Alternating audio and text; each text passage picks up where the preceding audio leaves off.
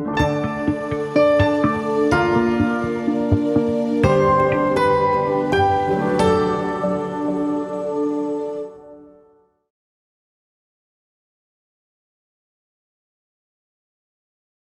right, welcome and good evening, everybody, to a new series of the Racing Pilot Series. On the other side of the screen, one of the guys probably which don't need real introduction, but we do it anyway. I think it's the most famous guy we have on planet doing GPS racing.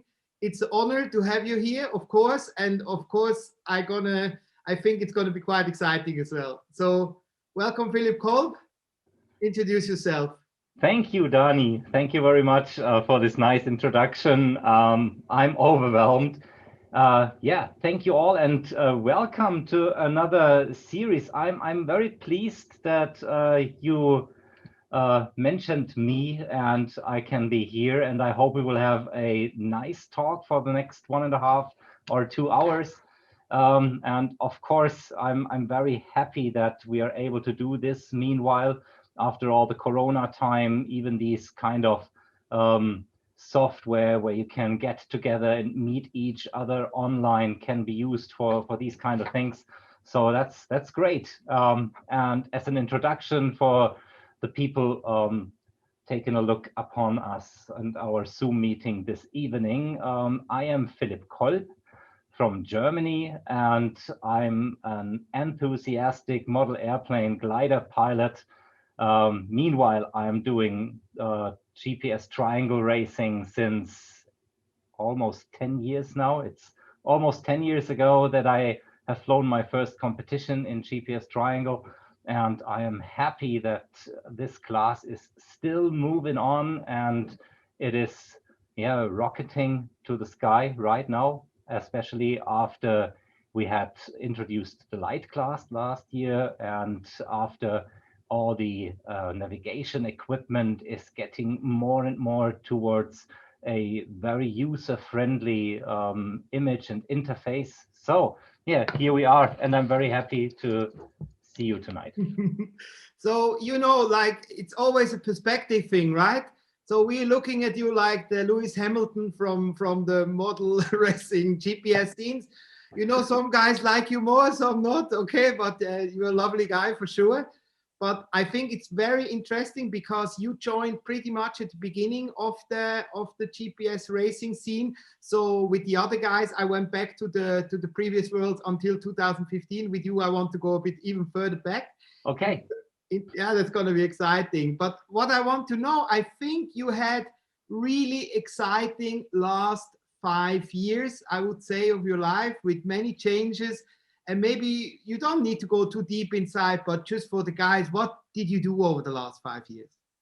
Yes, over the last 5 years, I have been living in Istanbul in Turkey about 11 years of my life, from 2005 till 2016.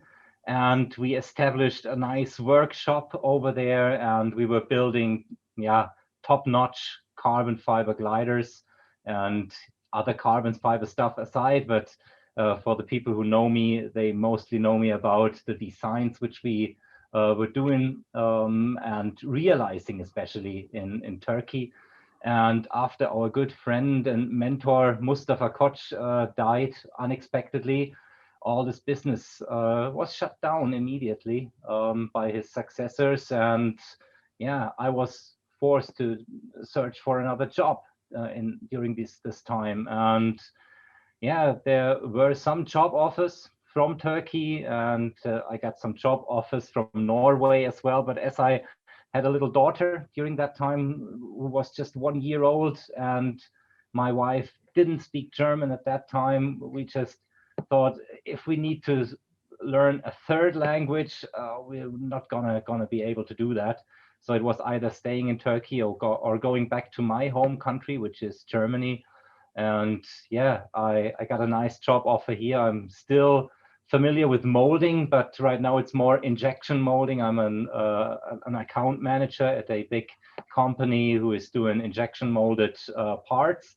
So I still kept on the molding part a little, but yeah, I left the model airplane business, so to say. But yeah, all the guys who know me, they know that I'm doing this on a hobby base as well, designing gliders. And when I have some spare time, which is getting a little better nowadays, I'm going back to the workshop and laminating some stuff for myself. But this is still very, very little. Yeah, that's what happened during the last 5 years. And so I needed to change my whole life and needed to get back into a normal day life with me and my family. And yeah, we needed to change everything again. You know, I thought I will only do this one time, leaving everything behind, moving to another country, learning another language and getting accustomed to another culture, which I still love. But after that, yeah, it was just everything mixed up, and going back to that, and this left, of course, a kind of dull moment even in my competition career. But nevertheless, model airplane flying is some kind of psychological therapy as well. So as soon as you're out there and you're moving your plane around the sky, it will keep you moving on in your private life as well. We can promise you, Philip, we did not feel much of this. This bump. Maybe one little, yeah, no, not even, I would say. You're still pretty much unbeatable, and you did some beautiful designs over the last few years, which you can see on every corner. We're going to go into models a little bit later. You created. Back to GPS flying, where for you, I mean, you did competitions in many other classes before. Where did kind of the approach came from, where you were said, this is actually cool, I want to do that? Actually, I was flying a lot of FAI classes before. When I was a junior, I started with, it's called F3K nowadays. It was called HLG, hand launch gliders. You just were throwing them like a normal plane, not by the tip, because this was affordable as a junior. And then I moved on to fly F3J, and I flew F3J mostly the whole of my junior days. And then when I was in the university, when I moved to Turkey, we were flying F3J all over. I think, yeah, one of the guys who pretty much started F3J as soon as it kicked off, and I was flying in, I think, 6 or 7 world championships in F3J. And during that time, it was about 2010, 2011 when I heard of GPS triangle racing the first time in my life. I always was hooked to these big gliders and to full-size soaring as well, because they are doing a different thing from us. I think the category which was most towards full-size gliders on the FAI calendar was F3B, actually, where you need to fly 3 tasks. You need to fly a duration task, you need to fly distance and speed, and I was doing this as well. Not so much like F3J, but I loved flying F3B as well. But nevertheless, it wasn't like cross-country flying with the full-size gliders, where you have to fly across or along a triangle course or whatever kind of course, the fastest, just using thermals, and this for a long time. And you're doing it mostly, like migrating birds are doing it. They're just circling up in the thermal, and then they're going. And I think this is more or less one of the ultimate sophistication in soaring. I think when you start soaring, you just try to keep this plane up no matter what. It's difficult just to stay up. I think when you're a beginner in gliding and you have your first thermal flight, you will never forget this. This is for sure. And then there will be a time where just staying up isn't the game anymore. It's just like, okay, yeah, now I'm up there. What am I gonna do? And the fun just starts when you try to push up the speed, when you want to go somewhere, and you go to different air. You just don't stay in the thermal all the time. You go somewhere, and you need to optimize your flight path. You need to optimize your tactics, because you don't have anything but the power from the outside, from the sun, to keep your ship up. And yeah, I think it's the perfect combination of technology and mind game. And this is what I love so much about GPS triangle soaring. And And this is how how I did get you jump in. into it, Philip? I remember, I'm not sure if I'm right. You borrowed a plane, which was an Antares, which was orange. You went to Spain and destroyed them all, something like that, right? It was no, we need to go a little bit further back Okay. actually.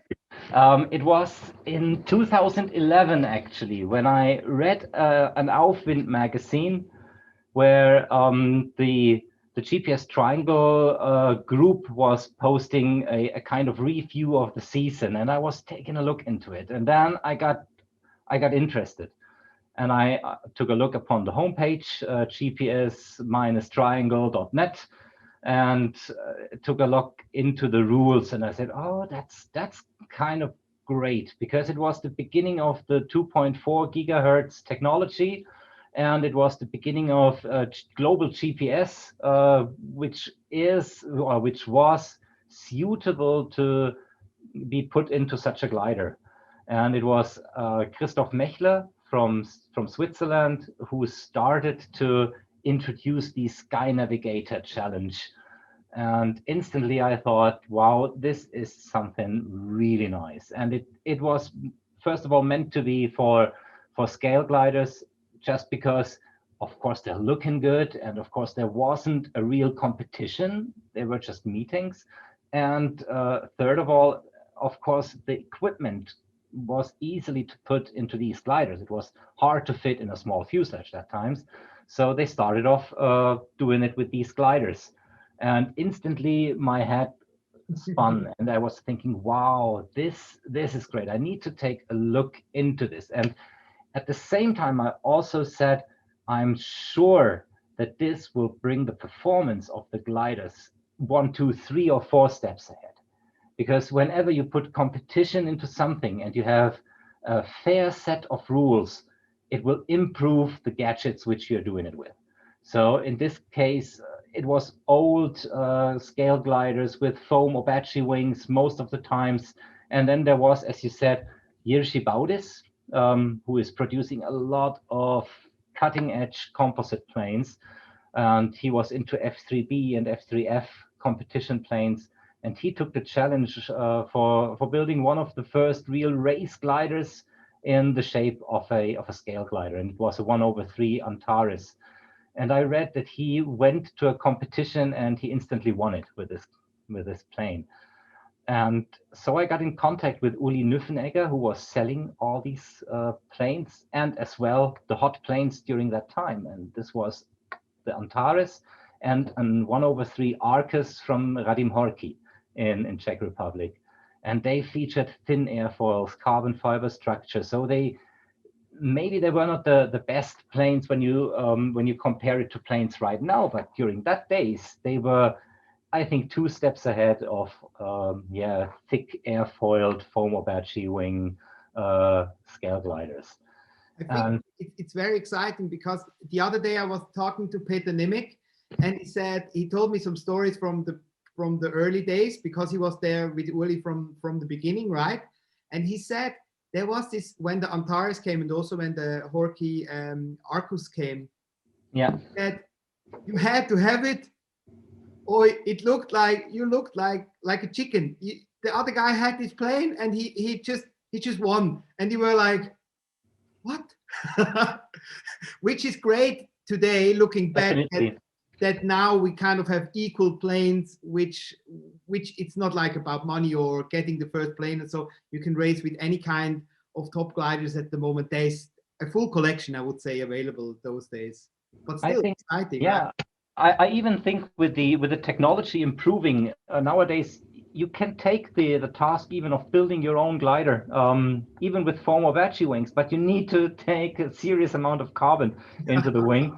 But it's possible to build these kind of gliders now with the knowledge which improved over the last 10 years. But during these days, so let's go 10 years back, it's just 10 years, we see as well what I was starting the conversation with, that when you were building scale gliders and you were a scale glider enthusiast, of course, it is about the looks of the planes, and they are pretty, no matter what. They're really gracious gliders, even if you're into vintage gliders. I love these kind of planes as well, but mostly when you went to a meeting, they get towed up and you were flying and everybody was loving the views of the planes, and then you took a beer and a sausage and then you were flying again. But it was no real competition. And as soon as you dragged competition into the scene, some people were thinking how to build better planes. So thinking as a community, I really need to say that putting competition into something will always improve the planes in this case, and even the tactics and even the flying skills of the pilot. And this was instantly visible at these days. So I'm very happy that Christoph Mechler was introducing this, and that we all cultivated these rule set, and now we have I would say, a rule base and a class which is, in my opinion, second to none in model airplaning, even for almost everybody, because you can fly it with small gliders and with big gliders. It's not only for scale gliders, which are very expensive, of course. No, you can even fly it with an F3J glider right now. So yeah, it really took off, and I think it was building the bridge between model gliding and full-size gliding in a really perfect way. Before that, there was nothing like this. Despite a tiny little group, I should not forget this. This was the cross-country soaring scene, which was mainly flying in the United States and in South Africa. But this is a different ballgame, because you're not standing on an average glider field. You're putting yourself into a car and you're chasing the plane down the road along a course, which is amazing. But it, of course, takes a real good glider area where you can do it. It's not possible to do it somewhere. I would say in mainland Europe, it's almost impossible. Okay. You need to have rural areas. But besides that, I think right now we have a model airplane setup, a model airplane class, which is, yeah, so to say, second to none. So going back, the orange Antares, that was 2013. Okay, World Championship title #1. Thank you. Okay. And then I came along in 2015, where there was the next World Championship, I guess, where you introduced the AN66, right? True. I was up to building this AN66 in 2011. We started. Yeah. 11. Okay. Yeah. As soon as I was flying my first competition, which was in Ozzano in the northern area of Italy, where we had 30 competitors at this time, which was huge. Yes, it was amazing. And I landed. I got a borrowed ship from Peter Nemetz, and he borrowed us his Antares. And after this first competition, I was instantly hooked. And of course, we were ordering an Antares as well. But besides that, I was thinking, how can I improve a plane? How can I build an own plane? And I was searching along which plane would be possible for this class. And I was calculating a lot. And then I stuck my head together with Benjamin Rodax, who was always designing planes together with me. So we were a kind of designing team during these days, and we are still a designing team for a lot of planes. And we were thinking how to build. Yeah, that's the original one. Oh, isn't it beautiful? I know not everybody likes this plane from the looks, but you need to. I went to see. Look, it's even. Yeah, HB901. That's the one. Really.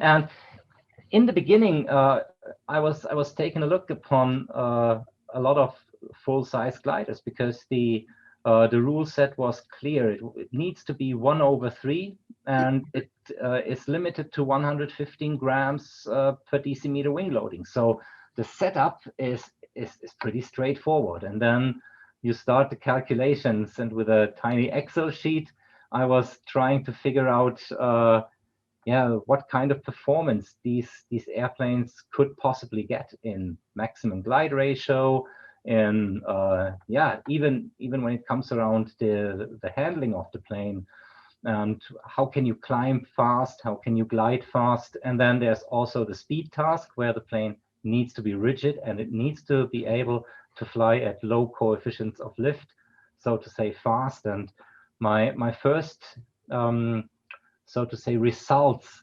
were, of course, you need to have a big plane. Bigger span is always better. But then there's a crosscut with aspect ratio, which sets a limit to the absolute modern gliders, which have aspect ratios of 45 or something when you take an open class plane. And suddenly you run into a problem with the structure. Now, even with yeah, high sophisticated carbon fibers, you can build this plane, but it will be much heavier, especially on the outer tips of the wings, than a plane with less aspect ratio. And when you want to fly fast, the aspect ratio is not that much important anymore.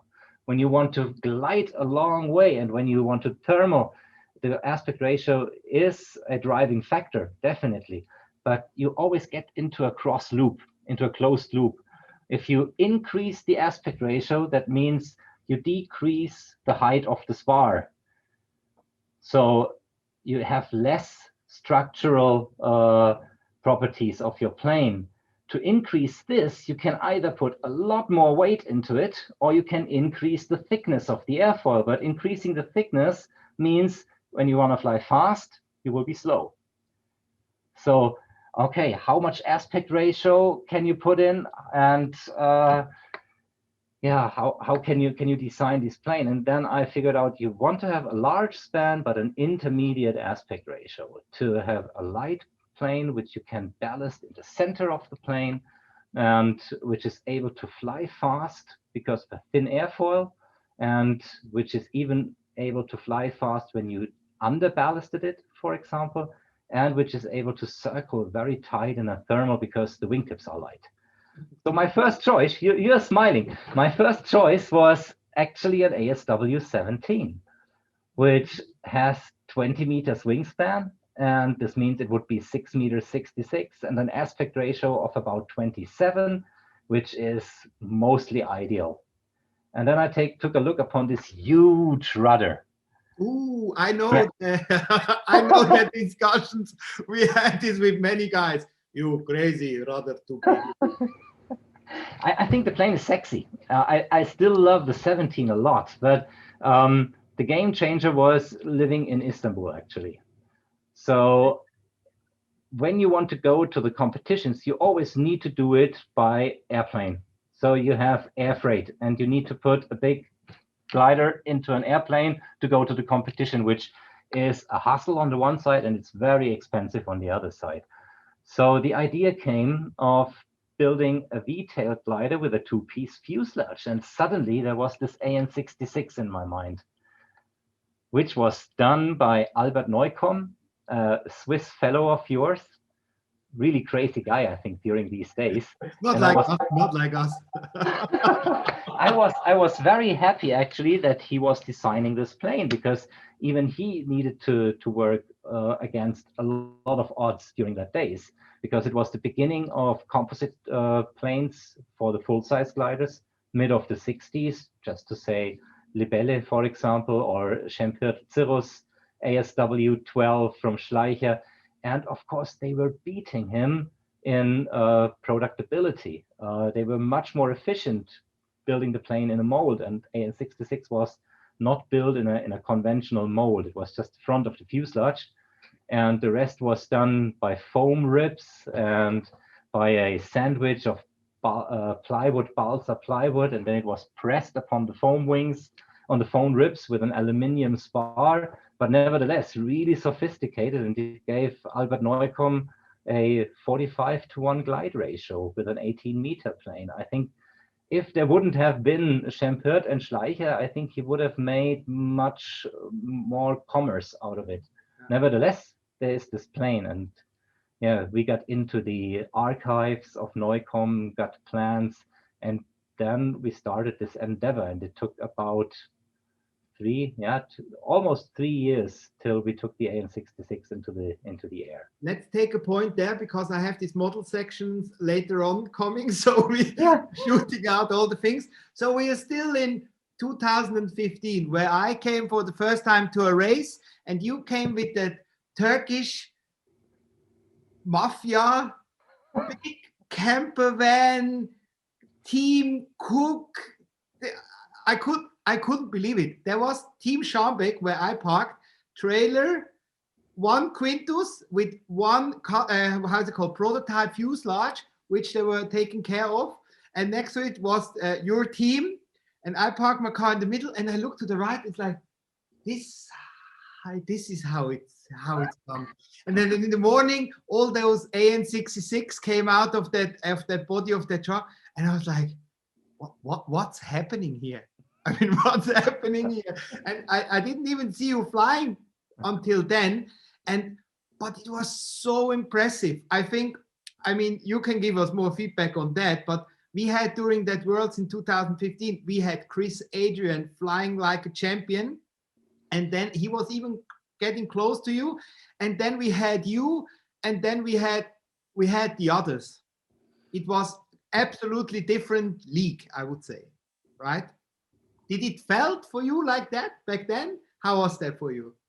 You know, whenever you're in a competition, most of the times, not all the times, but most of the times, if you do the things right, you get into a kind of tunnel. So you don't feel it like this. You see every flight as a new flight, and it's just over when it's over, not before. You know that. Abgerechnet wird zum Schluss. Yeah, that's for you. Can you abgerechnet wird zum Schluss? You have to translate that one in English, because last week we had Hage on the channel, and he's always calculating. So he's coming during the World Championship in 2019. He came in the middle of the week. It doesn't look bad for you. This looks good. Here looks good. And I said, no. Don't even go there. I learned my first lesson from Philip Kolb. Abgerechnet wird zum Schluss. Yeah? How is that in English? It means, the scores will be calculated in the end. And this is actually the most important thing you have to know, because in 2017, you got the world champion title in the last flight. That's true, yeah. Let's go there later, because you just mentioned the Team Turkey and so on. Yeah, let's go there. Actually, we started off with this in the year 2002, when I learned to know Mustafa and his open mind towards soaring, and he was getting the whole soaring community 2 or 3 steps further as well, just with his grace and with his givingness, so to say. And he was inviting a lot of competitors. During these days, it was F3J to Istanbul, having an invitational tournament. And so it just started. And he did this, of course, because he was wealthy, but because he was a very open-hearted man as well. So it came together like this. For me, you don't need to go to a competition with a road vehicle or with a bus or with a cook and so on. But of course, this was his style, and a lot of people loved him for this, and a lot of people loved him for even staying grounded with all the things he had in his life as well. So I learned to know a lot of people inside his entourage, which were not like him in this case. So I think to aspire a position to be like him is not a good way, but to aspire a position like, getting into this grace, I think that's the thing which we all learned to know about him, because he was so open to everybody, and everybody could take part in this as soon as he was on an airfield. So this is maybe what you saw when we were there, but in the end, it was a huge effort to build 6 AN66 up to this race, so that we could fly with 6 people in this race. So we had 6 pilots with AN66, and it was the first, I would say, real race for this glider. And I think it proved that it was another step ahead at this time by winning the world title during these days. But as you mentioned, if I would have felt like in another league or 1 or 2 steps ahead in the competition, I actually don't think so, because the weather in Vipava, you need to know this 2015 competition was in Slovenia, in Vipava, which is beneath the mountains in a valley. And these mountain ranges, give this place special weather. You have inflowing winds, outflowing winds, special thermals, totally calm and dry days, but lots of stormy days as well. So the weather is changing so rapidly. And even if you are a good pilot, you can be washed down instantly. So I remember the first flight I did in this World Championship was 18 laps. And the second flight I did 1 lap. And it wasn't a speed run, it was a normal run. So I never thought about, this is an easy task. It was always tough. And I was very happy that we were only flying in 1 class. We didn't fly the SLS class during that World Championship. All right, really? Yeah, we were only flying 1/3 class, which was important during that days because we had 40 degrees Celsius plus, and it was tough to stay out the whole day. And so we could relax a little whilst the SLS class was flying, really putting our tablets, our iPads in the refrigerator so that they don't overheat during these times, and then going out again to fly. But nevertheless, it was a wonderful time.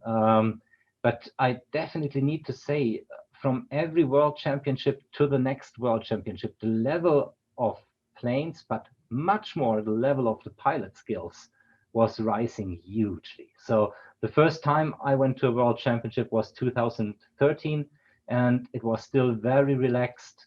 There were 2, 3, 4 very good pilots, but it wasn't still like, you need to know about speed to fly. You didn't need to know about getting the best entrance speed and all of these things. You just need to know, okay, I need to stay up in the air if I want to win. Because in a lot of heats, maybe 1 or 2 pilots were flying the 30 minutes and the others were on the ground. And this rapidly changed when we started flying in Vipava. It was tough, of course, but I think 50 to 90% of the rounds, everybody was flying full. And then again, a huge step to 2017, where we had now more than 3 planes which you could buy. There was a lot of planes which were competitive, and we had, I'm not sure how many competitors we were. Over 40, I think. 45 or something. Huge. So, and we were really racing over 5 days. There wasn't a break. There wasn't a day off like in the World Championships before. No. Day off, There was a leisure day. Go to the seaside, and then next day we move on with the World Championship. So this was over. It was more competitive, definitely. And now in 2019, as Hagi was saying last week, it was even a step more. Of course, the top pilots, I think they move in the same level, but the bottom part, it was rising. So the point spread got much closer to each other. That's interesting. I mean, that's what I saw also on Eurocups. The points on top in the top 5 pilots, they're so close together, and also the next kind of pilots are also close together. So it you don't need to do many mistakes to kind of fall back. But at the end of the day, somehow it's always the same guy on the top. Philip, eh? Why? It's not always, but of course, in the days when I was flying F3J, I started to set a kind of practice routine for me. When I was a student, it was very easy to go out and fly. I even could take the train to a local slope in Munich and could fly there. So you skip 1 lesson and you go flying because the wind is on the slope. And this wasn't possible anymore as soon as I started to work, and as soon as I started to go to Turkey. And nowadays it's even tougher. And so I needed to figure out how to start practicing. And with F3J, it is much more like you take a plane on a bungee and you fly. And it could look like practice, but it isn't.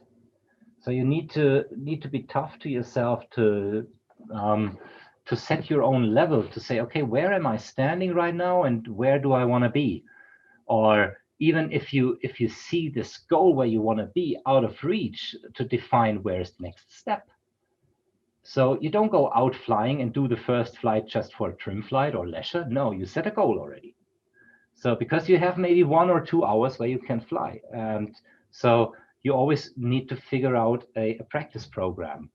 Okay, today I want to practice landings, for example. This is important in F3J. It's not important for, or not so much important for GPS.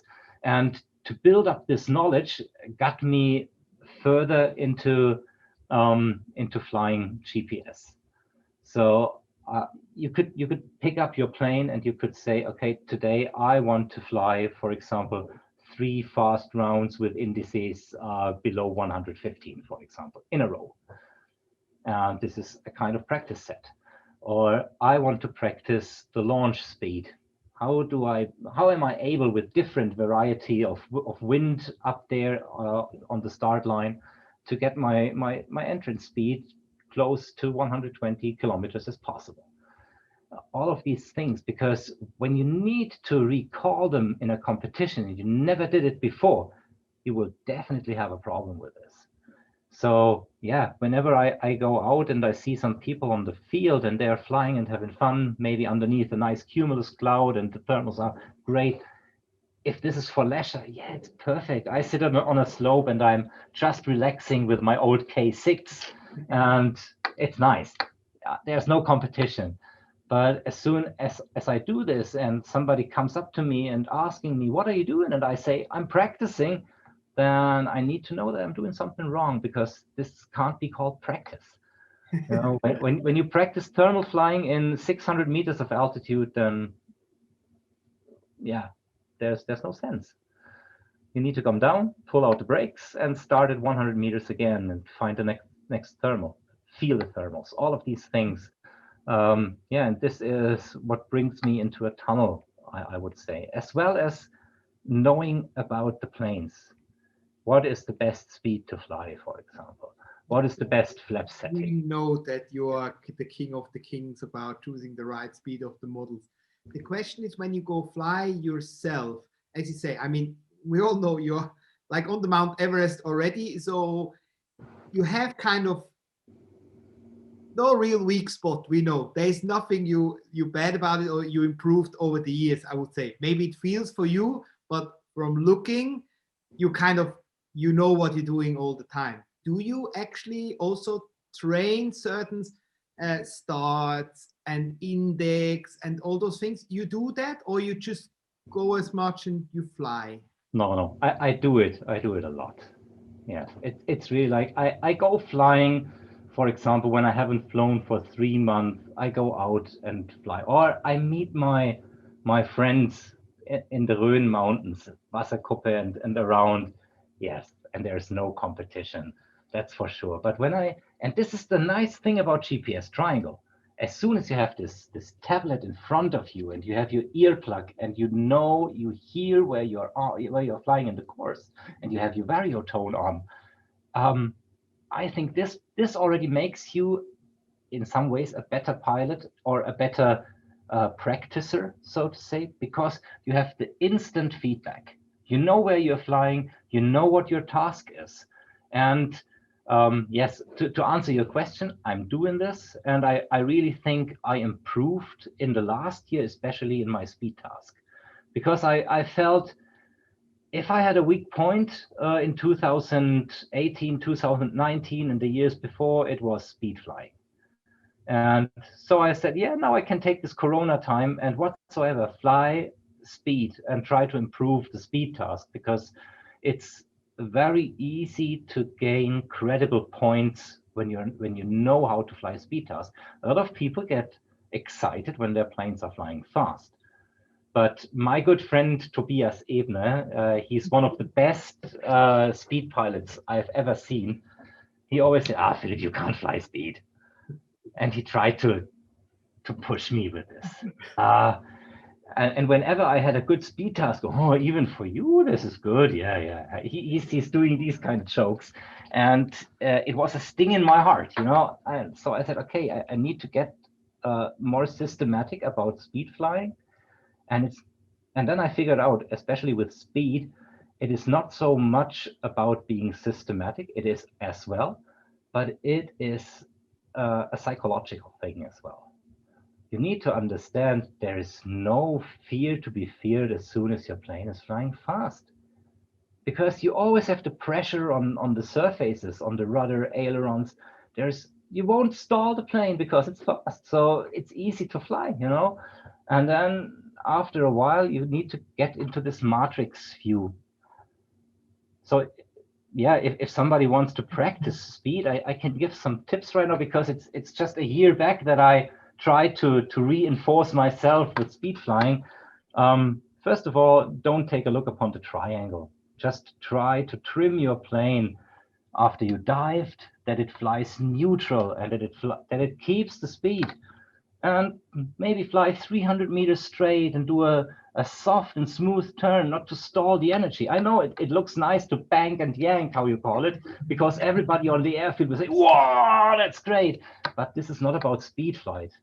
Speed flying is to install your movements, your throws of the plane, that you can't stall the plane, that you can't overreact, even if you got a kind of heart attack because you missed the turn. So I reduced all my throws and all of these things, and I made some flights just speeding the plane around and trying to keep the speed as much as possible.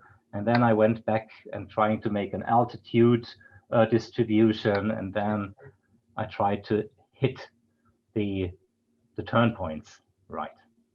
Yeah. So you mean like it's not helping if you have at the last turning point no altitude left to Exactly. That's one thing, but it doesn't help as well when you go to a competition and you say, I don't like the speed task. And if I ask you, how often are you flying it? And you say, never. How do you know you like it? I think you're only afraid about it. Yes. So go out there, fly speed, and set yourself a limit of, let's say, 150 meters. As soon as I get below 150 meters, I slow down. And bit by bit, you will get more and more confident with it. And maybe in the end, you will understand, speed task, as soon as I don't miss a turn point, it's an easy way to get 750 or more points, which is hard in a thermal task where somebody is doing 12 laps and the other is doing 4. Or even the 5 to 2.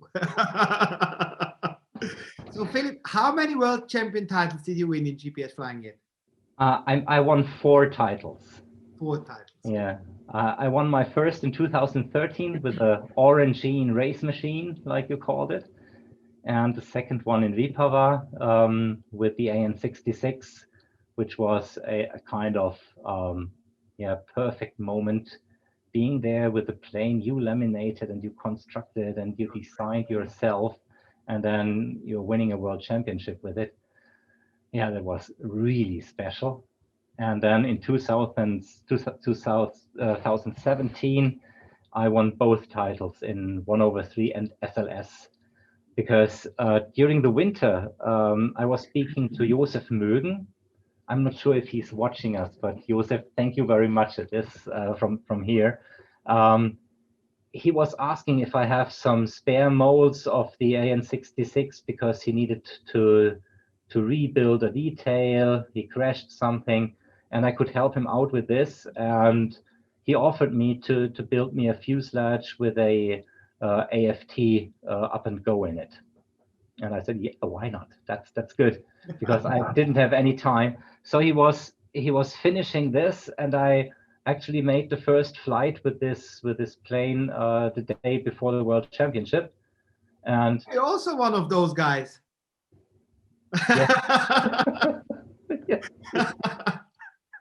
Yeah, it flew pretty much the same like the glider. It was just taking off is hard when you have the wheel in an awkward position like I have, and you have a V-tail which doesn't produce that much down lift on the takeoff. Nevertheless, in Grübingen, it's a huge airspeed. You can maybe take a taxi for 100 meters till you lift off. And I always got airborne with it. And as soon as I'm airborne, yeah, it feels like the trustworthy AN66. So, yeah. So looking at all those world championships, what do you think in terms of a sportsman? What does it take? Of course, we know now training. You also do the training, as many guys do. You need some luck. Everybody needs some luck. We know that. Or bad luck is even worse, I would say. And then it's also the mental game, I would say, which is very important. How would you divide those sections? Actually, yeah, you know, everybody needs luck, but as everybody needs luck and everybody has luck from time to time or is unlucky from time to time, luck cancels out of this equation. Maybe not if you do one competition. Luck is always a factor, but over the whole time you're flying, you can't calculate with luck, because yeah, then you should go for the lottery. But if you want to go into competition, you need to understand what are the ingredients of competition. And of course, it's your glider, your equipment. This is important. And it's not only the glider, it's the equipment which is around as well. You need to be sure, and I'm really very scared about this running out of energy, for example. I have all my charging cables and I'm always charging, you know, but it's a kind of meditation on the one side, and it makes me calm if when I know that all my equipment is in good shape.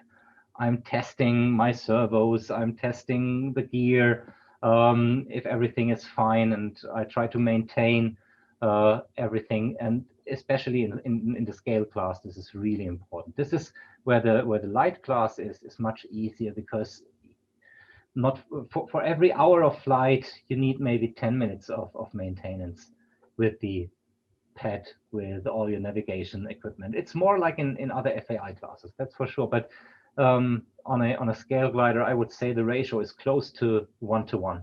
1 hour of flying means 1 hour of preparation and maintenance and so on. I mean, you might be able to reduce this time a little if you have a trailer like Florian Scharmbeck, where you just take out the plane and it's built together, it's assembled. But yeah, even assembling an AN66 out of this nice box takes about 10 to 12 minutes, because you need to be really careful to attach everything to each other. So this is the one thing, the equipment. And you should, if somebody really wants to improve himself or wants to start with competition flying, don't think about your plane as a plane, how good it is, and if you have the latest and greatest, but think about your plane as a part of your equipment and how you deal with it. When you don't need to think about your equipment as soon as the working time starts, you have a big advantage in the competition. So you need to develop a kind of routine in the morning when you build up. You need to develop a kind of routine when you build down. You need to develop a kind of routine when you go to the start, like, is my tablet on? Are my receiver batteries checked? All of these things, because then when you know I did this before the working time starts, you will get less in a hurry, and you won't lose your concentration on what you're really focusing in the task. Second thing is, when you launch, before you launch, take a look upon the sky, take a look upon the weather, all of these routines, you know, which I would call outside knowledge and perception. This is the second part. Sometimes you're so much into focus with something totally else, which is maybe not important to your competitional success, but it seems to be important to you. Then you might lose something. You might lose your concentration, or you might not be able to get in focus right. This is definitely the second part. And the third part is your skills. And you can be talented, that's for sure, but you can develop and practice your skills as well. You just need to be aware of it. Like I showed before, if you know you are here and then you see Daniel Eberli being there, and you focus on Daniel Eberli, and you might lose helping. Yeah, because first of all, you might need to figure out, okay, how is Daniel flying a triangle when he wants to fly a low index? And then you need to practice this. This is find the first step before you set a goal. And these are, yeah, skills and tactics, which I would say is the third part to it. It's for you important. I know you've been flying with different people at races, of course. You also, like Andre and Manfred Ruma, an example. They said, we know what we're doing. No, you also know what you're doing, of course. How important is it for you to have a navigator or a guy besides you, which you can kind of chat about things, or you want to be kind of in charge of your own flight? How you deal with that? I think there's truth in both ends of the story. Yes. Actually, I have a really good story about this from my F3J days when I was flying together with Tobias Lemlein, and it was in Slovenia actually. And we were flying in an evening round, and it was the time where the planes didn't fly the 10 minutes by themselves. They were heavy 2.5 kilo planes, and we were launching, and we knew there's no way to fly the full time. So yeah, we were flying, and we were trying to do every move right, and we ended up over a tree line where we were doing some turns, and then Tobias suddenly said, now you're the highest. And these are important notices. You know, it's not like that your coach is telling you what you're doing wrong. You don't need to know this. You need to know what you're doing at the moment and what the others are doing, and you can decide whether it's good to change your tactics or not. But if you get intimidated by somebody who is telling you, oh, you do this wrong, it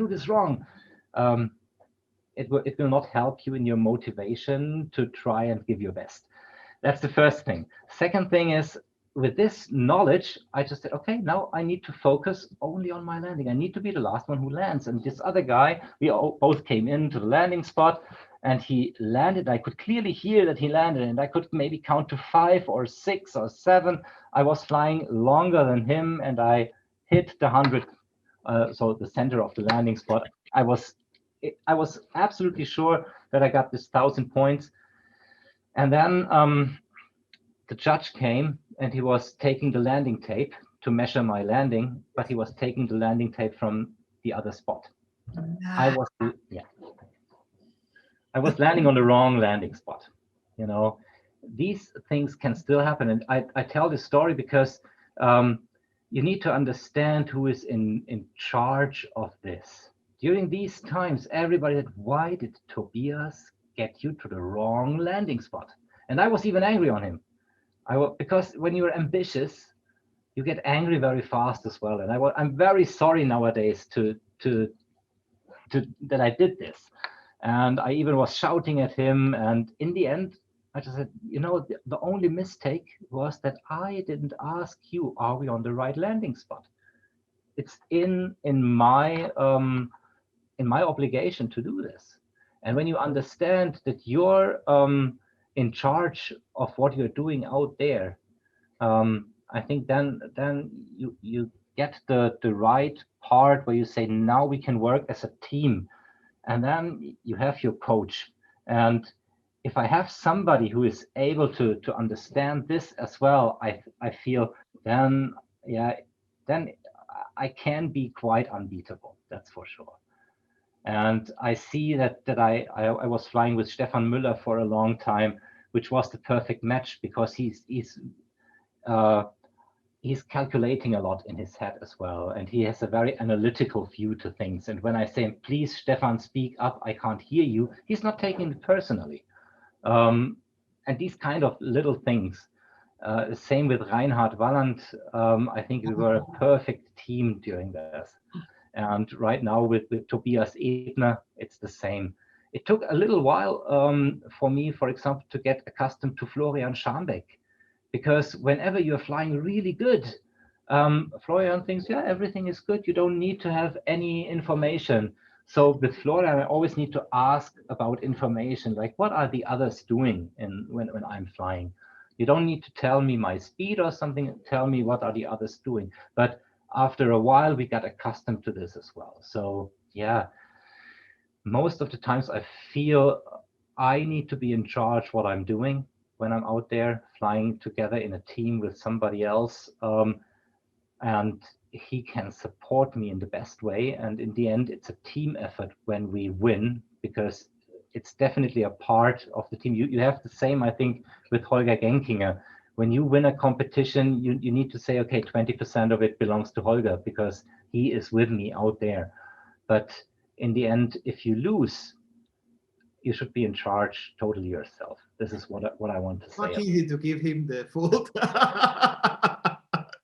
No, I mean, I agree, but I think it's also a very cool thing about our sport that you can share the passion also during a flight, and you're not like sitting somewhere alone and fighting somebody else which is 5 meters next to you and you actually don't know what's happening. I think it's part of the game at the end of the day, right? Because we're a community.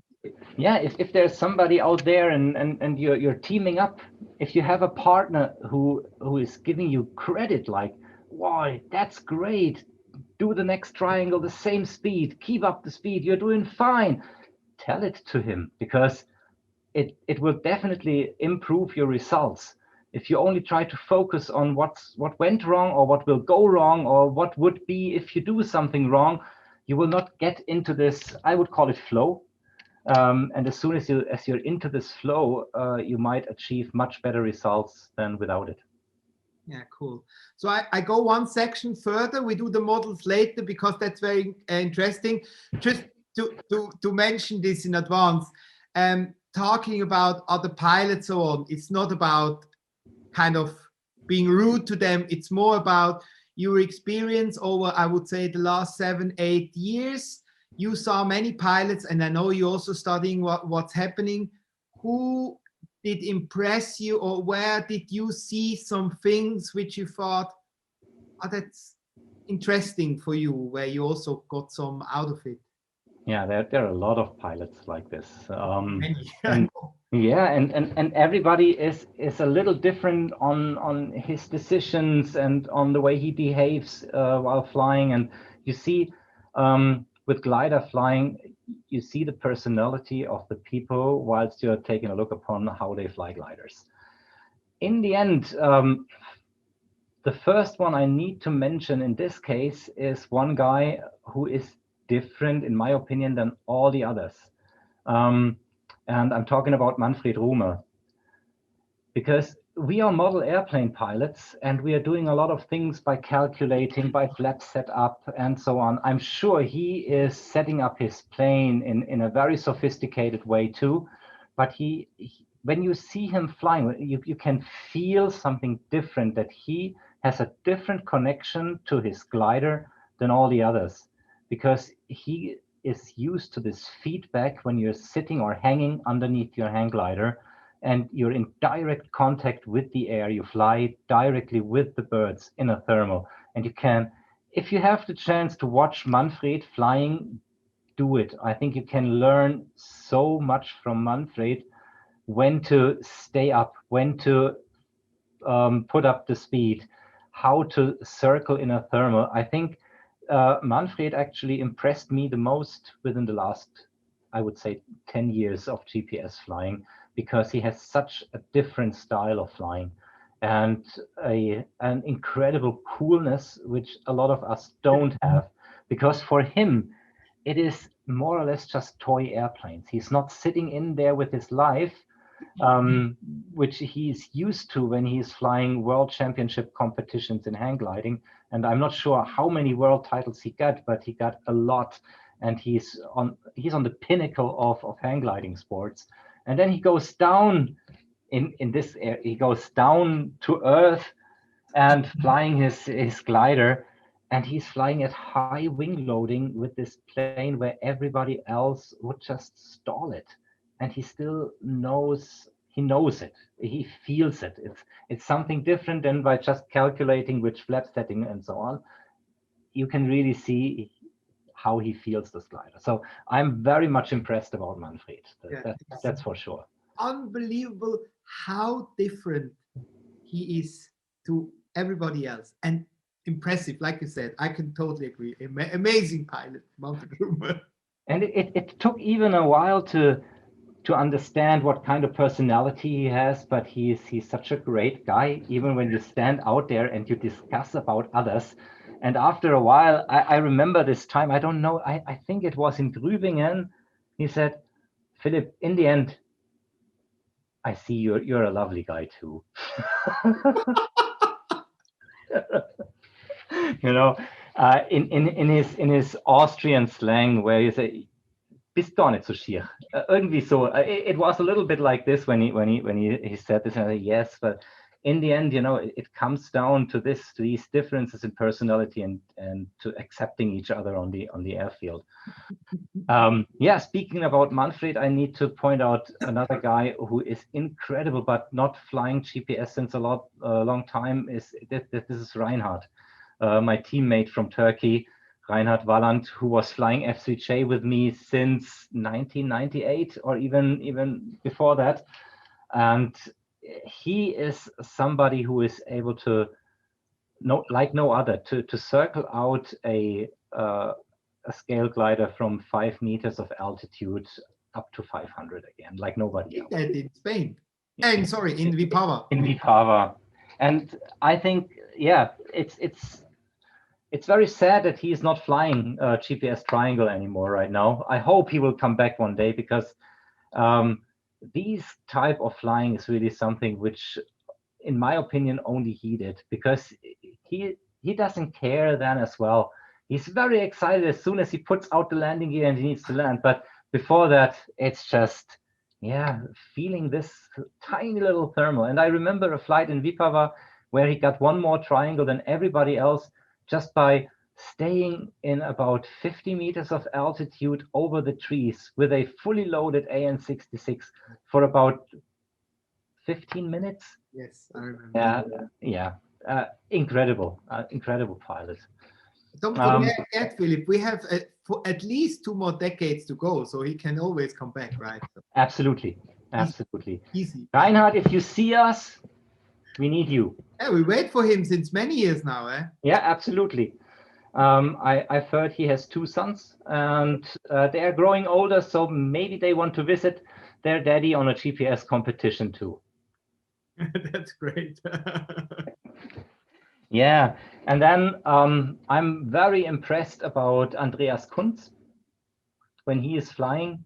Yeah, when he is in your group, you know, it could be anything, but you always need to be a little scared when he is in your group, because he could do this kind of kamikaze flying like nobody else. And yeah, he improved not by only hero or zero, he was giving more analytics and more more practice to this. How can I get more hero than zero? And you can clearly feel it. He has a lot of understanding about his plane. He's flying at high wing loading most of the time and still is able to circle out. So yeah, Andreas is one of the really tough contenders. And he's a very lovely guy too. You know, when we go out there in the evenings eating something or drinking something, it's always fun. And then, of course, there are a lot of other pilots out there which impress me. At least I need to tell something about Holger, because you just see him in the end of the competition when he is on the podium. And he is on the podium more often than not on the podium. So he's kind of this sneaky pilot. Yeah, which takes 2 or 3 more laps than you. And in the end, yeah, is in the front or at 2nd or 3rd place, and very, very consistent. So I'm very impressed about him, because he is doing it in a manner where you don't recognize it. You really need to take a clear look 2 or 3 times to understand how good he really is, and he is. And then, of course, you, because I learned to know you in Vipava, where you came, and I instantly understood you didn't know so much about competition gliding with GPS gliders, but you knew a lot about competition. You know, your mind set up for competition. I instantly understood you know what it means to get prepared, to focus on the right thing, to be switched on as soon as the working time is on, because I've heard that you're doing a lot of surfing and that you were champion in a lot of windsurf competitions. And I think this helps so much, because even in windsurfing, I'm not a windsurfer, but I understand when it's sailing or windsurfing, you have an equipment which needs to be perfect as well, or at least perfect for yourself. You need to know about the weather conditions, you need to know about tactics and all of these things. So you have the right setup to understand how to play with these bits and pieces. Yeah, just by transforming it from windsurfing to model gliding. And this is great. This is just, I think, what you reached up to in just 4 years of competition gliding is second to none. Yeah, I mean, if you look back at all the pilots pretty much from 2015, I would say most of the guys pretty much came along during this period. And as you also said before, the level of the pilots got, each of them got so much better, which is really, really great. And I honestly actually believe it's also because we're such a nice community at the end of the day, because you're also super helpful. Like I said before, at the World Championship in Vipava, you came to me and you helped me with Reinhard to set up my plane. I mean, this was incredible, you know, and I'm really happy that you did that to me, of course, but on the other hand, I felt like this is going to be an awesome time. And this is what you want to have in your free time. You want to have an awesome time. And we have so many awesome, cool characters on that tour helping each other. And as you just said, Manfred and Kunti and so on, we all learn from each other when we do go to races. And we're also happy for each other if we win the races, right? Not everybody, not always the same guy can win, even if we would like to win, right? But it's part of the game, I think. Absolutely, absolutely. And you should not confuse this. You know, when you're a new pilot and you come to the scene, I would always tell pilots, please, even if you don't feel equipped perfect, even if you don't feel ready, go to a competition. Stick with these guys. They are more than happy to help you. It's really like this. Even when you listen to what I'm saying right now, that you focus and you're in a tunnel and all of these things, that doesn't mean that you're not reachable. It's just absolutely the opposite. We try to make seminars and workshops every year, just to give something to the community and to share this feeling once you start being in a competition community, and understand that it's not only about the competition, it's about the community much more. And within this community, you learn how to set up your glider, you learn how to tacticize, you learn how to spend a nice evening with all the other guys and just have fun. It's all about this. And I think, everybody who stepped into one kind of these workshops or a competition will hopefully say the same thing about this. It is not like that this is a bunch of high-nosed guys which allow nobody else to enter their circle. It's totally the opposite round. And I need to stress this, because when I was starting competition flying, it was the same. You just need to address it to these guys. That's the first thing. And you need to understand what you are doing right now is to start competition flying. If you go there and your first goal will be winning the competition, then maybe you will have a problem with yourself, but not with this community. And if you got over this, you will definitely end up being a better pilot. This is what I always stress and what I always say. It's with the better pilot, you can see instantly on every single pilot which joined the last 2 years or even for a few races. You can at least they also give you the same feedback at the end of the day, that they improved, especially at the race, of course. And as we were discussing during the other interviews already, it's, of course, there is top 5 and top 10 and so on, but you always kind of get your guys to race with. And this is at the end the challenging thing for everybody, right? And if you go out there and you say, okay, now I did better than I ever thought I would do, but you got 5th or 4th, you still need to focus that, yeah, you gained knowledge, you gained better position, you are able to fly your plane better. In the beginning, you know, when somebody started in these workshops which we were doing, and he got this equipment the first time into his plane, before that he was really struggling to stay airborne for half an hour, and then until he got a task to pick up the thermals, because you need to fly further. You need to fulfill this 30 minutes because you want to fly as many triangles. You want to go as far as possible. And after 3 or 4 times, when you, as I went to him and say, you see, you don't have any problem staying airborne for 30 minutes anymore. He just looked up and said, that's true. Yeah, now that you say it. Before that, it was always a struggle for me to stay up airborne for 30 minutes. But right now, yeah, I see what you mean. Now I struggle for getting one more triangle or flying faster or not missing a thermal, but he always did this 30 minutes in normal conditions. So this is definitely the case.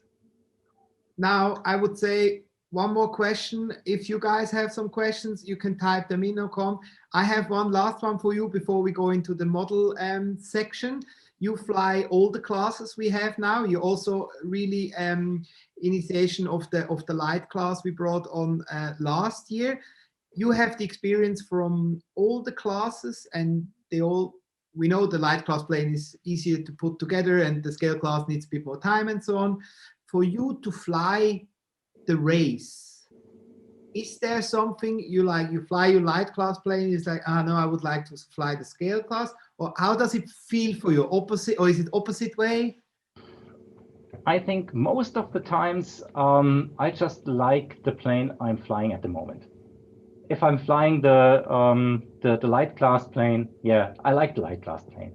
If I fly the sports class and so on, I just need to say that there is one difference. When you have really windy and gusty air, then of course you have a limitation with your light class plane, because they are limited to 30 grams per square decimeter, which in my opinion is really a useful limitation, because therefore a lot of planes on the market can just be taken and be competitive. And yeah, people can start and be on a very, very equal level with the equipment they have.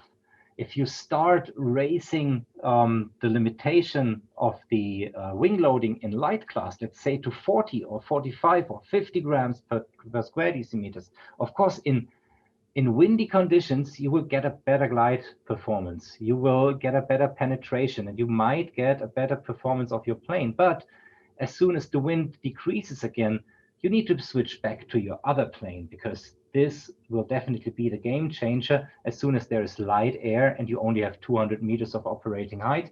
That means if you increase the wing loading in light class, everybody needs to have 2 or 3 different planes, which makes it expensive again. And a lot of people, of course, they have an F3D plane with 50 grams wing loading, and they say, I want to race with this.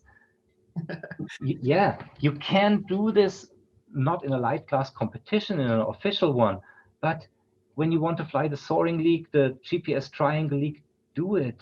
Try it out. Of course, nobody tells you not to do it. You know, I see a lot of people starting off a winch without any motor and flying light class triangles, because you will get into this feeling of, yeah, I'm doing cross-country style flying. I'm circling up and I'm going, which is totally different from your all-day club life flying. Yeah, to go back to your question, I think every class has its own specifications and its own ups and downs. You know, I love to fly the AN66 because It is such an amazing glider when you come from an F3J glider and you suddenly fly such a plane with so much energy, with so much wing loading, and still so agile and so easy to thermal, that it's a pure joy. But it takes, yeah, at least 30 minutes till you're out there to fly. You need to charge, you need to build up, you need to do a lot of things, and you need to be able to have the right airfield to launch it, all of these stuff. That's not necessary when you have a light class or a sports class plane. So in the end, it's mostly off to practical reasons and to the weather. Last year, I was mostly flying light class because of the Corona pandemic. I just could do it everywhere, even though the model air fields were closed, because it's below 5 kilograms. In Germany, you can fly outside urban areas. You can do this whatever you like. That's nice. And what I figured out by flying a lot of light class, it was much easier after that to step back to the scale class, because then you understand how much a scale class plane is just flying on itself. You know, these light class planes, they, in some turbulent weather, they're just like a leaf, just like tumbling around, and you always need to concentrate to keep them straight. And as a practice to increase your index, I would tell everybody, fly light class. And the first time you go out with your scale ship, you will do a 106 or 108, just like this, because you really trained these tiny little movements you need to be on track with your light class plane. But I tell you, we were flying light class for a little while now when it was like winter a little bit. And then like 2 weeks ago, we took our RC-17s out, the four of us, and we went scale class gliding. And flying the big triangle at 500-meter altitude after flying always 200 meters, couldn't believe it. It's, it's so different. But of course, that's what's the idea behind, to have a different class. Is there any questions from anyone to Philip? Otherwise, I go into the next section. We're burning the time anyway. Trying. Oh, it's nice. All right. Otherwise, you can type it in. Let's talk about models, Philip. Not the ladies' models, like more like the model airplanes. And we know you're not just an awesome pilot, you're also an incredible designer of planes. And I'm just mentioning now 3 planes, which I know, of course, the Calvados, the sports plane, then the little brother of the Calvados, the PK2, it's Prestige PK2, right? Right.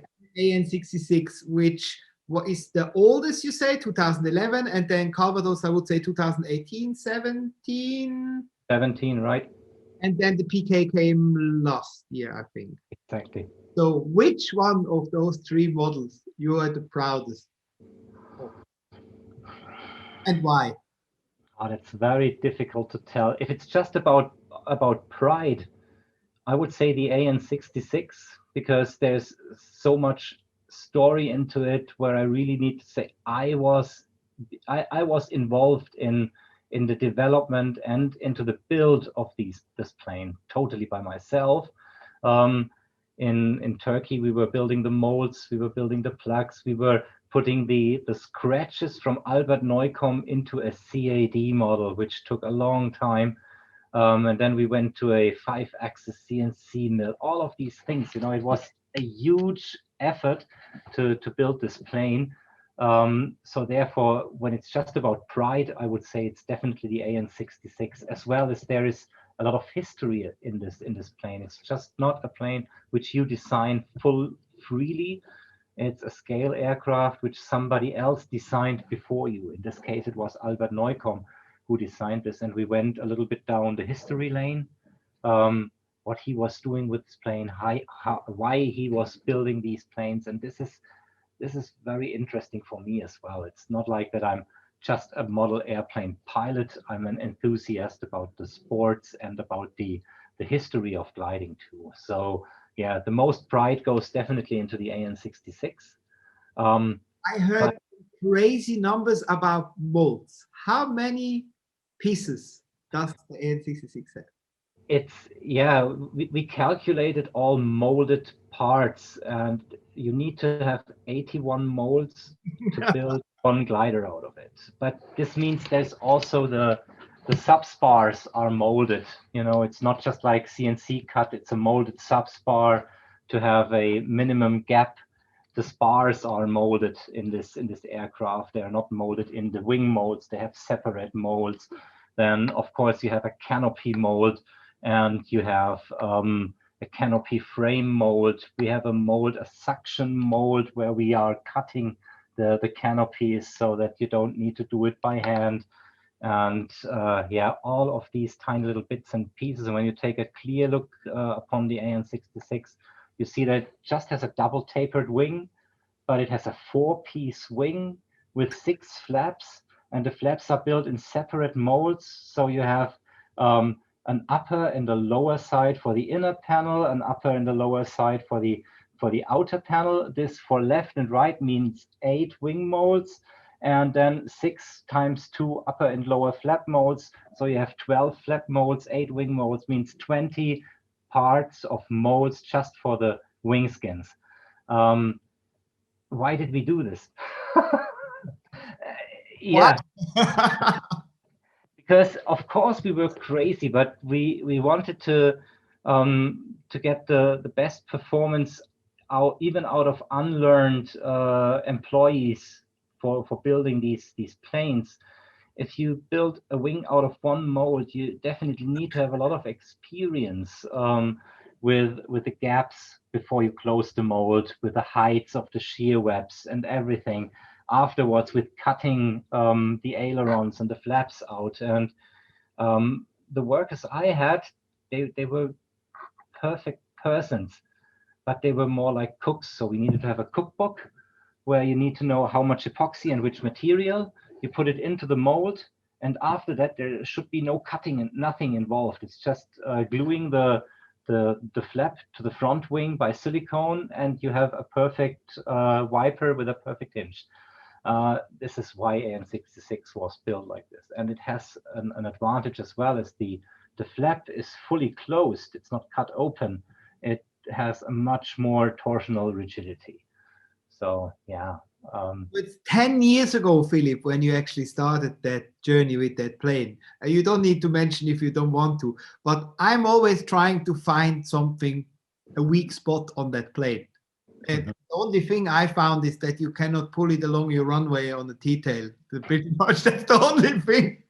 Would you do anything different? I mean, of course, one day you would like to have another plane, because of course you would like to have a different plane to fly again, not if it's better or worse. But looking at this AN66, is there something you felt like, I should have done it this way? You know, actually not. Actually, yeah. You could have something different, but I think you couldn't have something much better. But when you take a look at the whole performance of the plane, of course there are better planes like the AN66 performance-wise, because they are much bigger. When you take an 8 or 9 meter plane, of course it has a higher L over D, but given that it's just a 6 meter wingspan plane, I would say it was pretty much spot on. I think it makes more or less, the best out of every weather situation. I think you have one of the best all-rounders when buying an AN66, if you like the looks of a V-tail plane. And why is that? Because you can run very thin airfoils without the drawback of needing too much high sophisticated carbon fiber, because the aspect ratio is not too high. It's very easy to handle because it's agile. It has a very long tail moment arm. A lot of modern glider designers don't do this, because the fuselage of a glider is actually the most draggy part of the glider, especially the tail boom.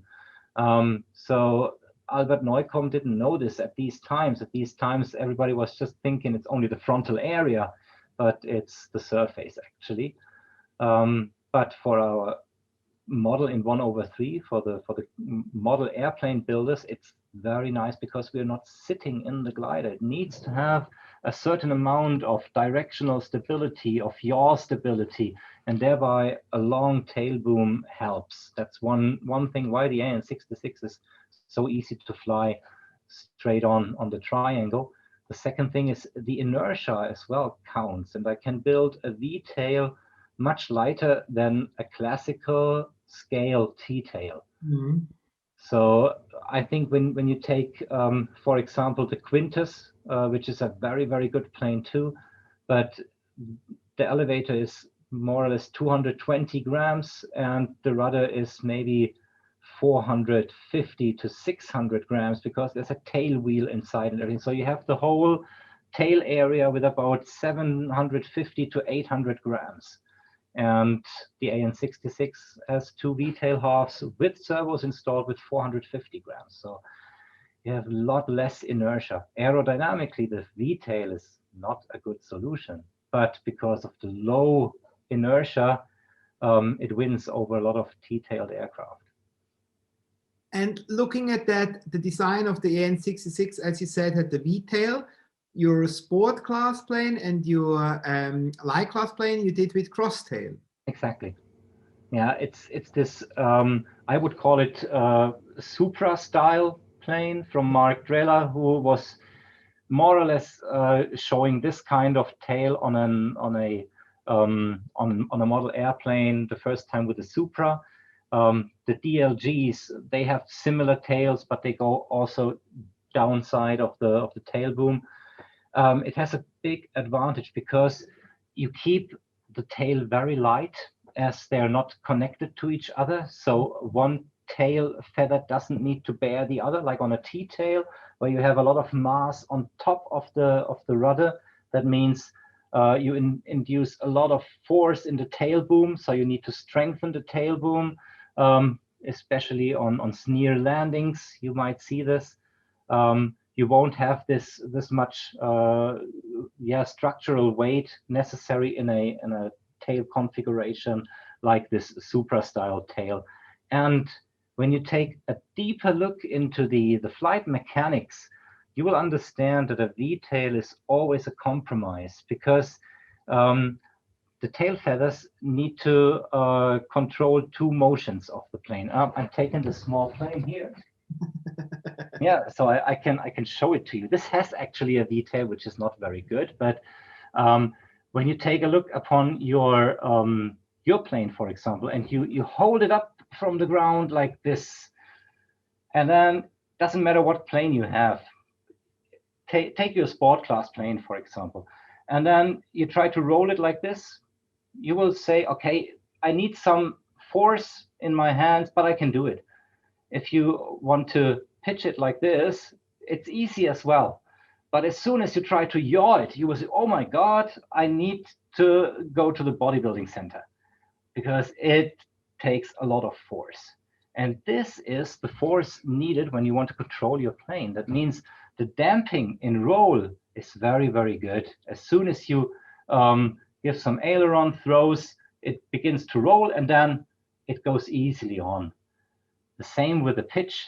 The pitch is damped really fast. So our elevator doesn't need to induce a lot of lift force up or down because it instantly starts to pitch. But the yaw motion, which is induced by the rudder, it really needs to put a lot of lift force on the rudder.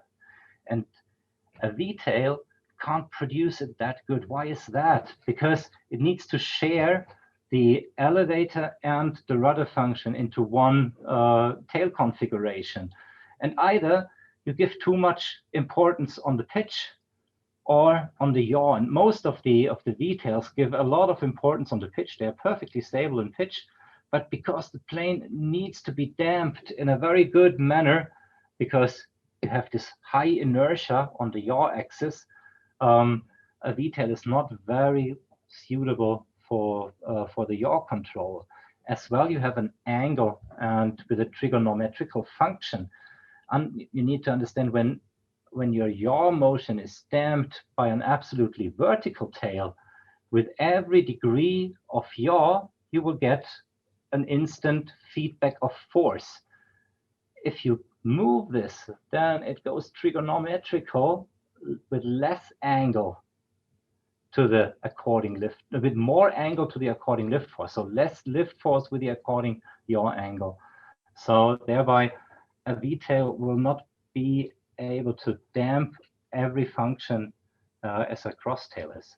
You want to have a rudder which is able to produce a lot of lift force. And you're doing this regularly with very thick airfoils. You can do this. But your pitch motion doesn't need this lift force because it's damped very fast. So you want to have a thinner airfoil when you control the pitch motion, but a thicker airfoil and a larger rudder when you want to control the yaw motion. With a V-tail, you need to compromise because it's rudder and elevator in one. Are you building it a little too thick? Then you will get better yaw damping. Are you building it too thin? Then you will get bad yaw damping. So it's always a compromise. Thereby, yeah, when you're free, when you don't have a scale model to build, like the AN66, I choose the V-tail because it was easy to travel and because of the inertia out of the weight, out of the structural weight. But when you're totally free, then you can start and think, okay, what tail configuration is light, will cover all the needed lift force from the rudder, and will give you less drag on the elevator because you can use a thinner airfoil. And thereby, yeah, the Calvados and the Prestige and a lot of planes out there in the F5J, F3K, F3J circuit have these kind of Drella style Supra tail. Wow. Oh, thank you very much for that. That was, I think everybody learned something out of that one. That's very interesting. I mean, you know, like the new sport class plane we just did now. I did the crosstail first, one you saw, and now we did the V-tail as well. I just wanted to find out during flying once in my life what I like more, because you know, you ask 5 guys or you ask 10 guys, you get 5 answers. Yeah, the V-tail is much better. Oh, the T-tail is much better. I wanted to find out, but of course you have all the knowledge about designing that things. Of course, it's a completely different approach as well, which is very interesting. I see. Actually, it doesn't mean that a V-tail is bad, but it has more backdraws than a crosstail. And when you can build a crosstail as light as a V-tail, I might think that the crosstail is the better solution. Fair enough. And looking at the Calvados and the Prestige, not in terms of manufacturing or anything, which one is better? They look the same. They look pretty much the same, but they're 2 totally different aircraft, because the one is actually designed for F5J. It wasn't designed for the light class, but as the light class puts so much emphasis on this style, on these F5J style gliders, it's very suitable for the light class. And Samba Model, the producer of the Prestige, instantly said, yes, of course, we will do a light class layup, which means it's stronger, it has a full glass nose, and you can put 700 or more grams of ballast into the center panel. So they instantly reacted to it. It's more robust than the F5J planes. But nevertheless, it flies at a 30 grams wing loading. So it's like a feather compared to a 7-kilogram Calvados, which is just half a meter bigger. So yeah, they look pretty much the same, but the Calvados, of course, has much better legs, much better glide performance in high speed. So when you fly, let's say, 60 kilometers per hour, which is a little faster than an optimal glide for the Calvados at 7 kilograms, it still has a good glide ratio. But if you fly 60 kilometers per hour with the Prestige, you will be down to earth very soon. Okay. So there's, of course, a difference. But yeah, the thermal performance and the thermal handling, especially of these F5J planes, is just incredible. And it's not comparable to a sports class model at a high wing loading. When I deballast the Calvados, yeah, I would call it flies pretty much like an unballasted F3B plane with a little nicer yaw control, but that's pretty much it. but it's not where an F5 plane is. They look pretty similar, but yeah, the one is on the high speed end and the other is more on the low speed end. Talking about wing loading, I want to do it with the scale class as an example first, but talking about the Calvados, for example, I think possible takeoff weight is around 5.2, 5.3 kilo, if I'm not wrong, right? Yeah, that's for the eco version. The GPS version is built with more expensive but lighter carbon cloth. You can build it up from 4.5 kilograms. Okay. So you can be below these magical 5 kilograms, and you can be out there and fly it anywhere in Germany. And not talking about performance for the competition, more about handling. Mm-hmm. If you take it as a 5.3, for example, electric, and 7, and I have my sport class plane now, and I had the DNA racer before. I always fly it at full wing load to get used to it, and then if I fly it lighter, it always gets better, or easier, I would say. Do you like to fly your Calvados with 6? Or you leave it empty and you say, if I need to put the weight, I put it in? Or what would you tell the guys how to get used to the plane the best? Again, it depends so much on what you're used to and what you want to do. If you want to fly just on your local club field and you want to stay up and thermal and have your vario pin in your ear and you want to max out your thermals, then I would definitely say fly light, because you just want to fly in the thermal, and maybe when you gain 300 meters, you want to have a fast pass by and you just come along and then you go again. But if you want to concentrate on maximizing your cross-country performance just by glide ratio, by increasing the glide ratio at high speeds, then you definitely should ballast it, because the plane definitely covers much more ground when it's ballasted. It travels much better, but it's really more difficult to circle. As soon as you put a bank angle into the plane, which you need to circle, you might understand that it needs a lot more lift than in straight level flight. And you need to counteract the weight, the gravity, with the lift of the plane. So when you have a heavy plane and you need to have an amount of lift to climb in the thermal, then you can only do it up to a certain bank angle. If you bank it more, then you can't produce the amount of lift, or your sink ratio gets so high that you can't climb out in this thermal. So if the thermal is very narrow, you might not be able to take it with a high wing loading aircraft. But besides that, I would say try and fly with high wing loading to get used to it. Where is your stall point? How much can you bank the plane in the thermal and still climb? Because if you do this, it will be much easier later on to fly a less ballasted plane and to improve your performance in the competition or in the soaring league or whatever. Because a driving factor definitely will be your weight. I'm not sure if it's possible to share my screen here. You need to activate it, I guess.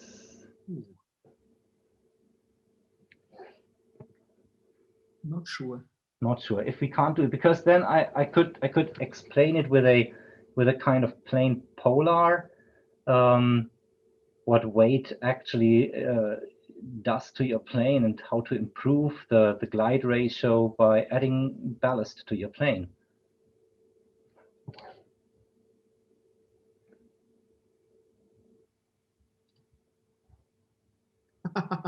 I'm deactivated. I think I'm not able to switch it. Okay, so yeah, it's just like as soon as you have more ballast in your plane, you need to know that your polar, so that means the rate you sink over the rate you just travel over the ground, gets less according to the speed. So you shift the polar, the sink rate, towards a higher speed. So for example, if your sink rate, your minimum sink of your plane might be 0.5 meters per second, and when you put this to the maximum glide angle, then maybe you have 0.7 meters per second. whilst you are flying, let's say 50 kilometers per hour. But if you add ballast, you might still sink 0.7 meters per second with this glide ratio, but at a higher speed. So this is, yeah, the great secret about flying with ballast. But the problem will be as soon as you're low and you need to climb out of a narrow thermal. So this is always the game of choosing the right ballast. Question, Philip, if you're using a snap flap for normal flying to help thermal toms, and if you increase the flaps if you're flying at a higher wing load? Actually, yes, I fly snap flap. For those who don't know the term snap flap, that means as soon as you're moving your elevator, the flap is cambering up the wing. The whole trailing edge of the wing is cambered up by pulling the elevator and decambered by pushing the elevator. And I'm using it in all my flight modes. I'm not using it when I'm taking a tow on a winch, but besides that, I'm using snap flap on all of my flight modes. And actually, I'm not so much changing this with the weight of the plane. I just need to understand when I need to change the real flap setting according to the speed, because this changes with the wing loading of the plane. For example, when you fly in 0 position with an empty plane from, let's say, 50 to 70 kilometers per hour, you will fly in 0 position with a fully ballasted plane from 65 to 90 kilometers per hour. This is what I'm changing. That's cool. In terms of ballasting for the AN66, for example, looking back at the last few years, I mean, the tendency we learned over the years, the people trying to fly heavier. I mean, not just the example of Andreas Kunz last year at the end of the year, which he was like, why was Philip's plane not taking off in Rügen? And then we were like, I don't know, probably bad batteries. And then we went to Erbach and we were waiting on the end of the runway until this RSW 22 finally took off. And the Kunzi said, yeah, my batteries are getting old. It is not the battery which were old. It was all the lead which was in the plane to have the wing load higher.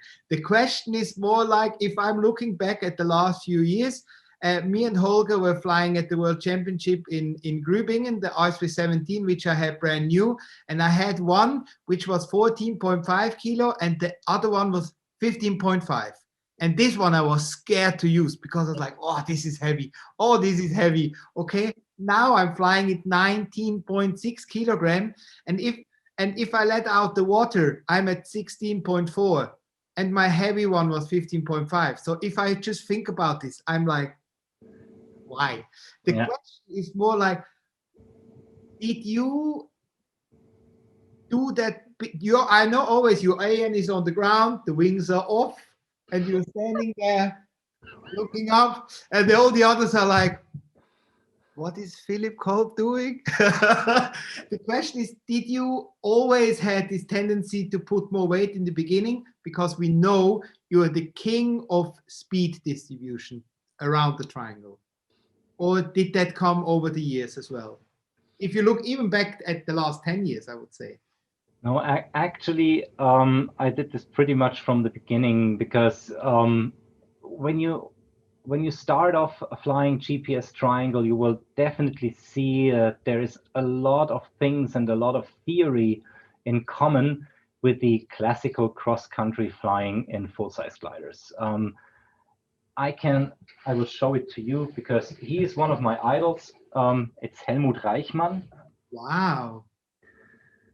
He was a 3-time world champion in cross-country soaring. I think 2 times in the standard class and 1 time in the 15-meter race class in the 1970s. And he wrote this book, and it's kind of a Bible for cross-country flying pilots, and as well for GPS triangle. You will learn so much about how to use your ballast, how to read polars of the planes, and yeah, how to fly, speed to fly theory according to McCready, which is pretty much what we are doing in soaring, in GPS triangle flying.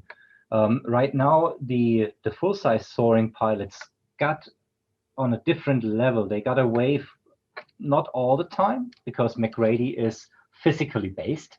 You can't overturn physical laws, but they figured out other tactics with lifting lines on their paths, where the classical McCready theory is not to be mentioned anymore because the gliders have so much performance. But in our case, where a flight pretty much looks like soaring up in a thermal, going straight, I think this ratio, what we call thermal ratio or Kurbelanteil in German, is much higher in GPS triangle flying than in full-size soaring.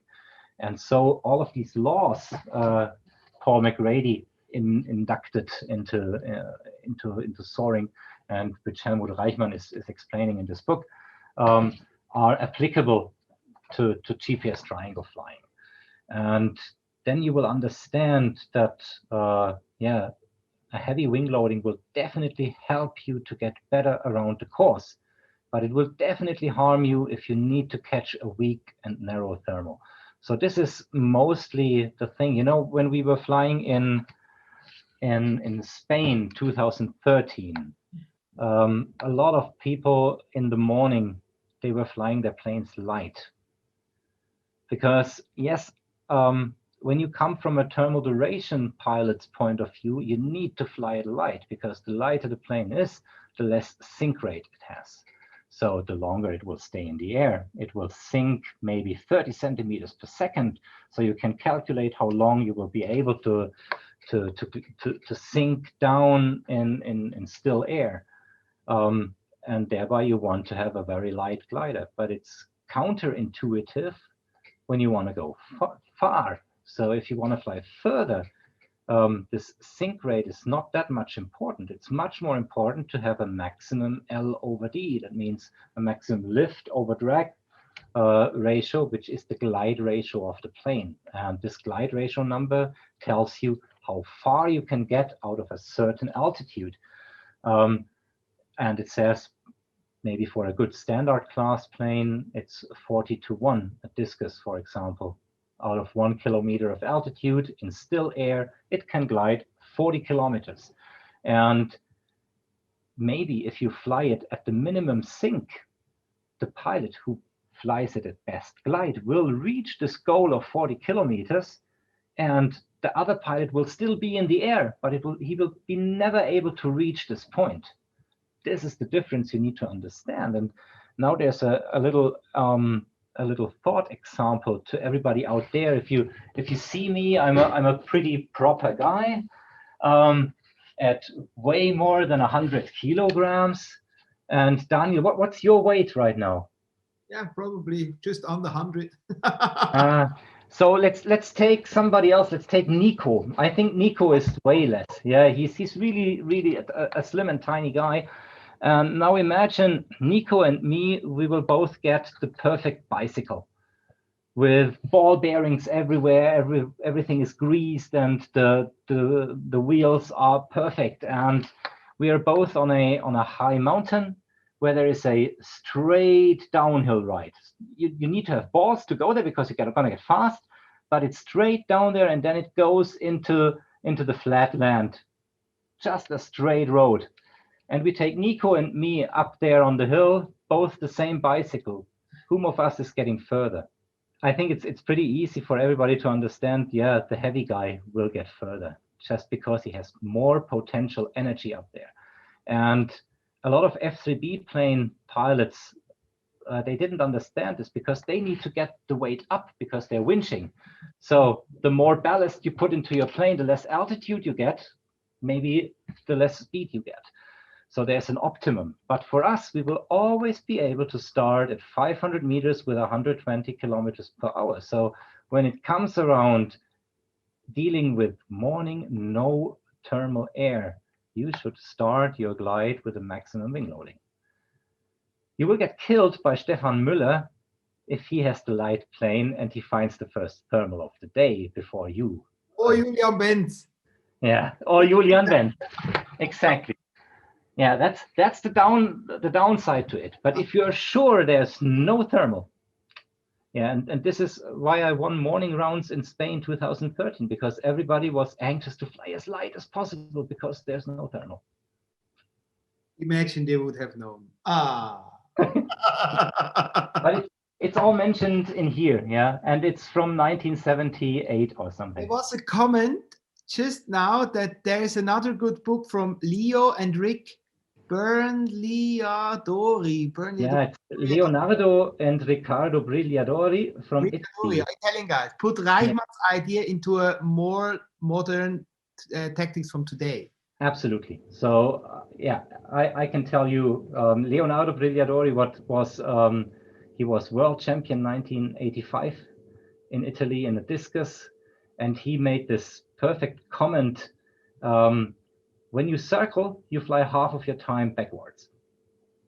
So that means he was one of the first guys who invented the minimizing of circling flight and maximizing the light. Okay. Wow. Philip, there's another question for mixes in general. Do you combine ailerons and rudder in thermal mode to keep the string full-size term centered to minimize drag, which are while cycling? Sorry. Yes, I do.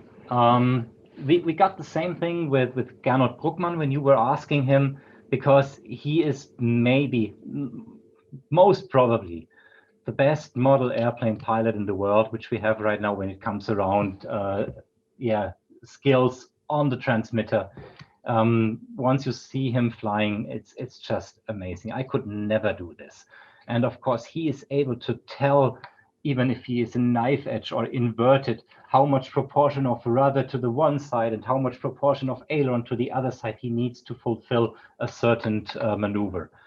But there are some installations to a glider which are physically based when it comes around inducing the less drag while inducing a motion of your plane. And then there are some installations which come down to personal taste. So, and the mix of aileron to rudder is actually a mix where you try to compensate the adverse yaw of your plane. What the hell is adverse yaw? It is a motion which most probably everybody took a look at when he was flying his first aileron glider.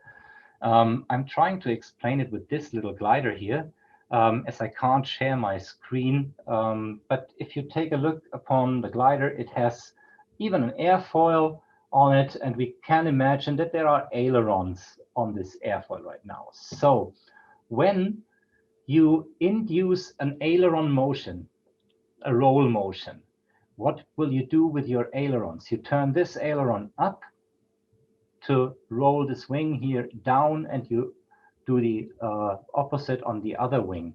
But what will happen to your airfoil with this? And this is the most important part about it to understand it. When you put this aileron down, then your zero axis of your wing, so the incidence of your wing, will change just by dropping the trailing edge.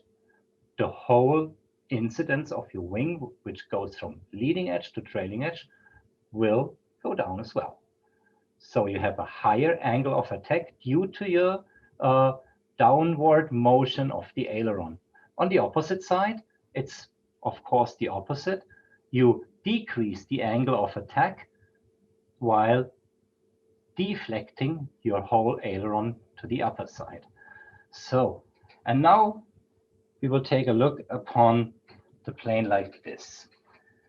When it's flying straight, you see my middle finger and my pointer to the front. This is the flying direction. And you will see my thumbs up. This is the direction the lift force is pointing to, because the plane, it's a glider, it needs a lift force. It's pointing up to counteract the gravity. Otherwise, we could not fly. So, and what will happen now if we do an aileron motion to the lift vectors? Take a look. You see what happens to the lift vectors? One of the lift vectors is pointing forward. It's this one. The other one is pointing backward. It's very easy to understand for everybody. And now you see with these lift vectors that there is a proportion of the lift vector which is pointing forward on the wing, which is deflected. And there's a proportion of the lift which is pointing backward on the wing, which is inflected. And now I do what adverse yaw is doing. Because of this proportion of the lift vectors, we will have an adverse yaw. You see what the plane is doing with adverse yaw? And now I try to give you the understanding of the plane when it's rolling and adverse yawing at the same time. Take a look. So this is actually pointing up and rolling. So it's doing this. And everybody knows this motion. And it's not because of different drag imbalances. It's because of a lift imbalance. And the slower I fly, the more lift I have, and the more lift imbalance is there. And thereby you understand when you fly slow, you need a lot of rudder compensation to this imbalance of lift. When you fly fast, there's nearly no lift. So the plane is actual rolling without any component of rudder needed. And thereby, yes, I'm using, it's called combi switch or aileron to rudder mix, in different proportions according to the flying speed, according to every flight phase I'm using to counteract this lift imbalance. And as a matter of fact, to counteract this with the rudder is the best solution, because the rudder is producing this counteracting of the lift with additional lift. You have a second chance to do this as well by using only a differential aileron. That means you're pointing only one aileron up, but the other one not down. And you see, you induce only drag and less lift on this one, but still the forward proportion of the lift counteracted by more drag. So you get this yawing motion out of the differential, but with a much higher drag penalty, because even the roll rate gets down as you're only using less aileron deflection as you could do by doing it with as less differential as possible. So I'm always trying to use as less differential and as much rudder as needed, as less differential as possible to counteract this. And you really need to go out and try this. And there is no certain proportion all the time, because it's very much depending on the flight mechanics of your plane, and as we learned, on the flight speed of the plane as well. So what you can do when you go out there, first of all, try to set your ailerons to as little differential as possible. Maybe you will start with 0 differential, which means as much aileron down as up at the same time. And then if you have a nicely designed plane with a big rudder, it could counteract this by lift. If you have a very small rudder, you might not be able to fully compensate the adverse yaw with rudder. You need to have additional differential as well. I think when you fly F3F with detailed glider, you might not like the idea of putting too much rudder into it because of this problem. You want to have a little more differential. But with a well-designed glider, you're very happy to have 0 differential. And then you start flying at, let's say, your whole trailing edge in 0 position, and you install the flight speed. For example, an AN66 will fly with about 60 kilometers per hour in 0 position, and then you move your aileron stick to the left, to the right, full throws, but not fast. The plane needs some time to react. And then you will understand when you fly along, and you will understand that it's doing this adverse yaw motion. And then you add to this flying speed, you add more rudder to this aileron movement until you reach a really actual motion. And you can see this by flying along in the sky when your plane is rolling actual. Maybe you need to have 3, 4, 5 pass-bys at a given speed which the plane reaches itself. And if 100% mixing ratio from aileron to rudder is not enough, then you should start using the differential, not earlier. When you fly faster, maybe the next setup, the next tryout would be, now I'm flying with 1 degree reflex and I go up to 85 or 100 kilometers per hour, do the same.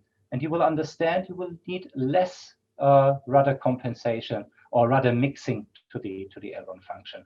It will take maybe half a day of flying to set up for each and every flap setting, for each and every flight mode, the right mixing ratio of aileron to rudder.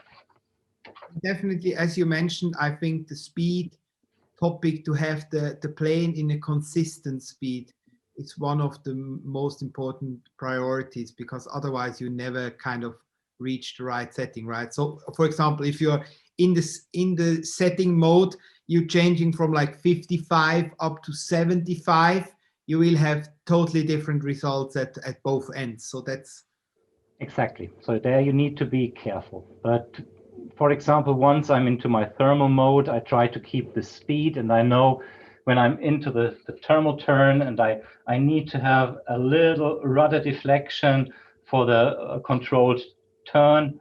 And from time to time, I need to give a little bit of opposite aileron, but it is still an opposite aileron function combined with the rudder. It's not that I'm undermining the rudder function, no, because otherwise the plane would not roll actual at this speed. So we need to have the actual roll, understanding that actually to implement this actual roll, you need to have aileron and rudder. Your rudder is actually combined with the aileron function. It is the aileron function at this moment. And the funny thing about this, that you introduced that, Philip, now, that's the first thing you teach me back in 2015. That's something I give away to the guys all the time, and everybody is surprised the same way.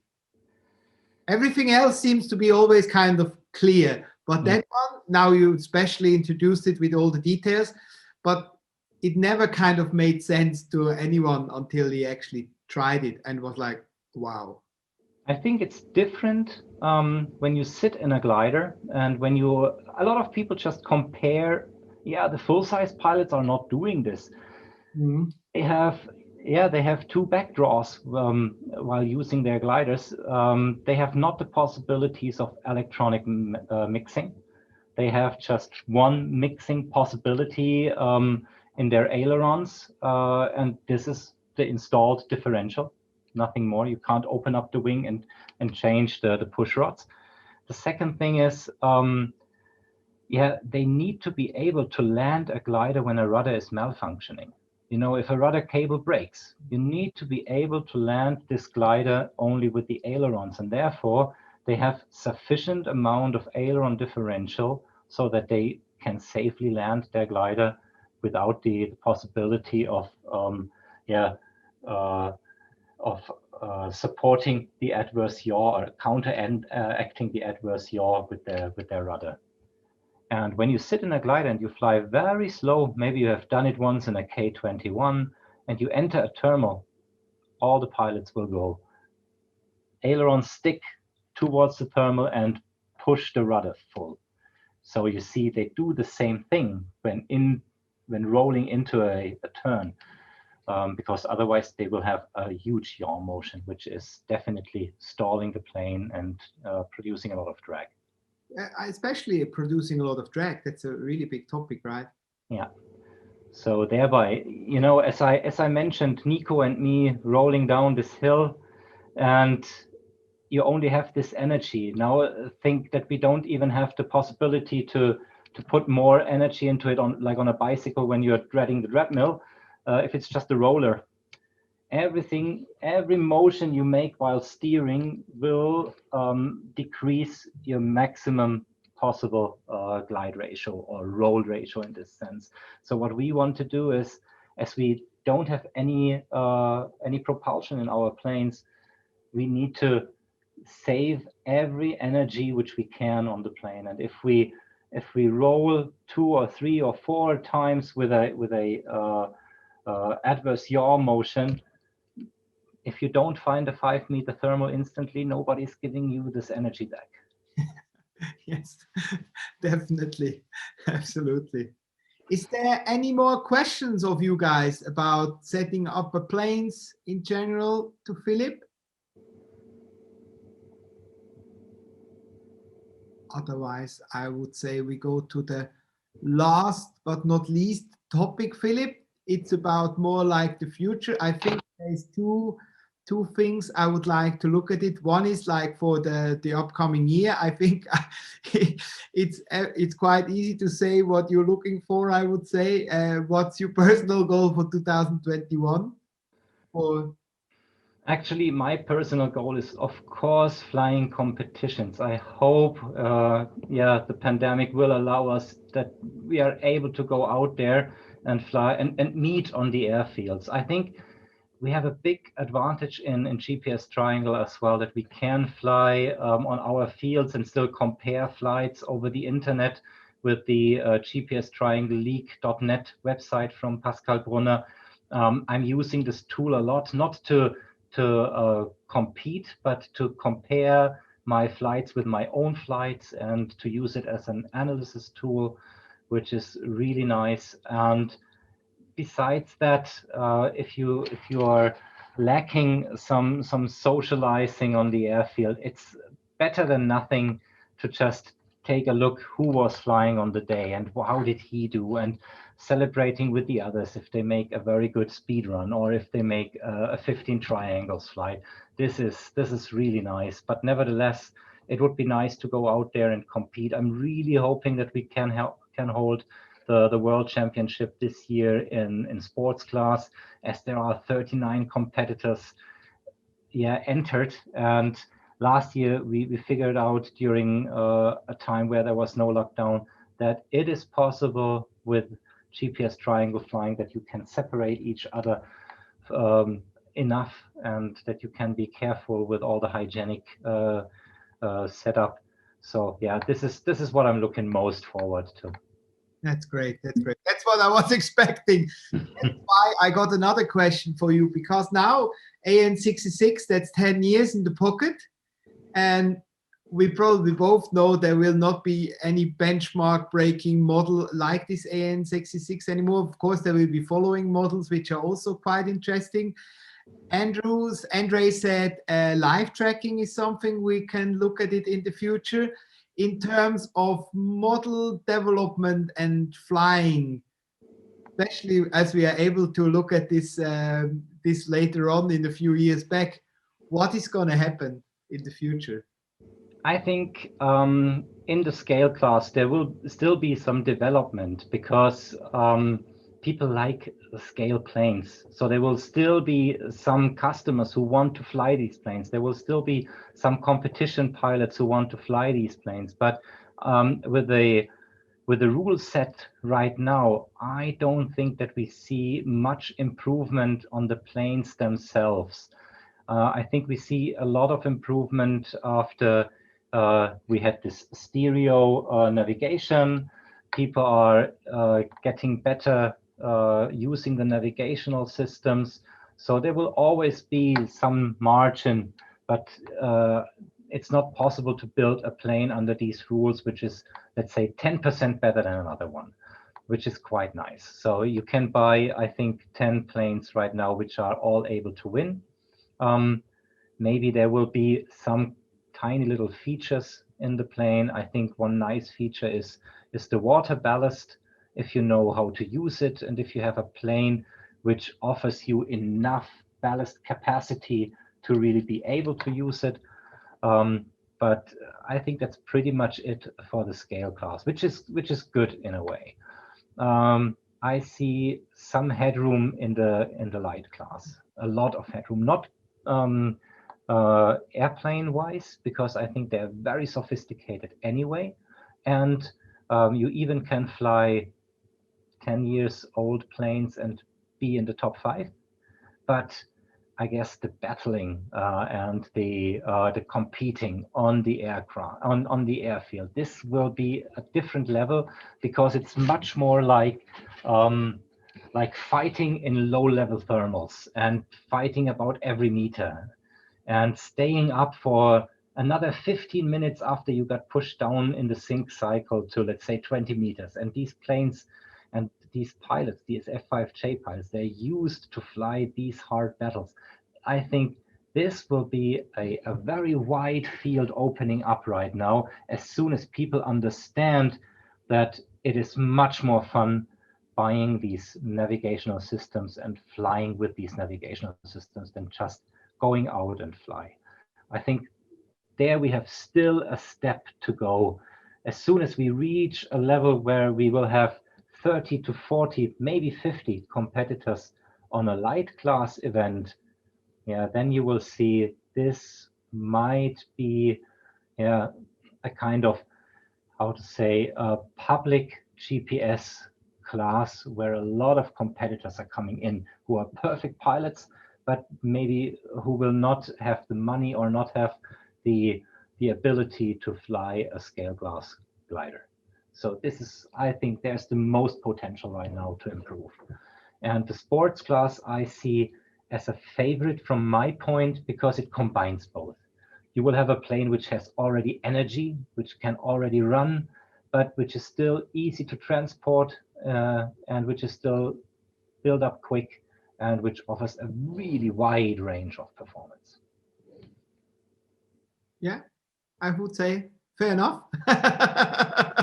That's great. No, I mean, you got all these components. I mean, looking at it from today, looking at these classes we created over the last few years, of course, we do believe and we are sure it's what we want to fly, and also the light class, I think, pretty much is spot on in terms of wing load and altitude and everything. So I think the format himself, it's pretty much what it is, and there are some great pilots around and coming up.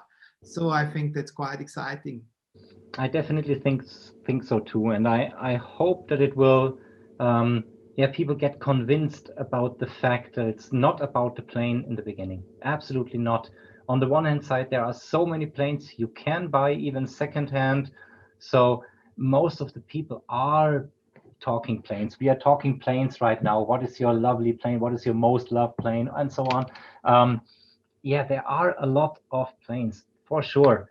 But nevertheless, if you start flying GPS triangle, first of all, try and figure out to fly with this navigation with a variometer. And then maybe after a year of flying and really enjoying this, because yeah, it will open up a total different scope to you while you're flying, then you might be able to think about yeah, improving on your plane. But this is definitely not which will get you into GPS triangle flying. You need to understand the thing which will get you in is buying a navigation system and flying it and understanding how this works. And suddenly you might understand that you will get a better pilot. Yes. Well said. Thank you very much. All right. So I would say if there's any more questions, guys, you're very welcome. Otherwise, we will call it a day. And I would really like to say thank you, Philip, for sharing all this information with the public. I think it's great to have such a world-class pilot, sharing also for the community, of course. And this is what we live for. And I think it's great that we have such an atmosphere also between all of us on the tour. And I hope we can follow many more years like that. Yeah, I definitely agree. And to everybody out there who is situated in Germany, we definitely try to make competitions again, and we planned competitions again, because yeah, we will definitely take care about Corona, but for the beginning, we don't know, it's uncertain. So we thought definitely let's plan the competitions. There will be the competition schedule available. It's already posted on the GPS Triangle webpage. Just follow www.gps-triangle.net, and then you will take a first look upon the first schedule. It might change, but we definitely will try to host competitions, and we definitely want to host a GPS Triangle seminar here in the center of Germany, close to Frankfurt in Babenhausen. At the moment, it's planned at the beginning of April, 10th, 11th of April, but it's uncertain. We still have a second date around first weekend of May. Yeah, try and get inscripted if you want to join. Yeah, and keep your fingers crossed that we're able to meet again on the airfields. All right. Thank you very much, Philip. Have a wonderful evening.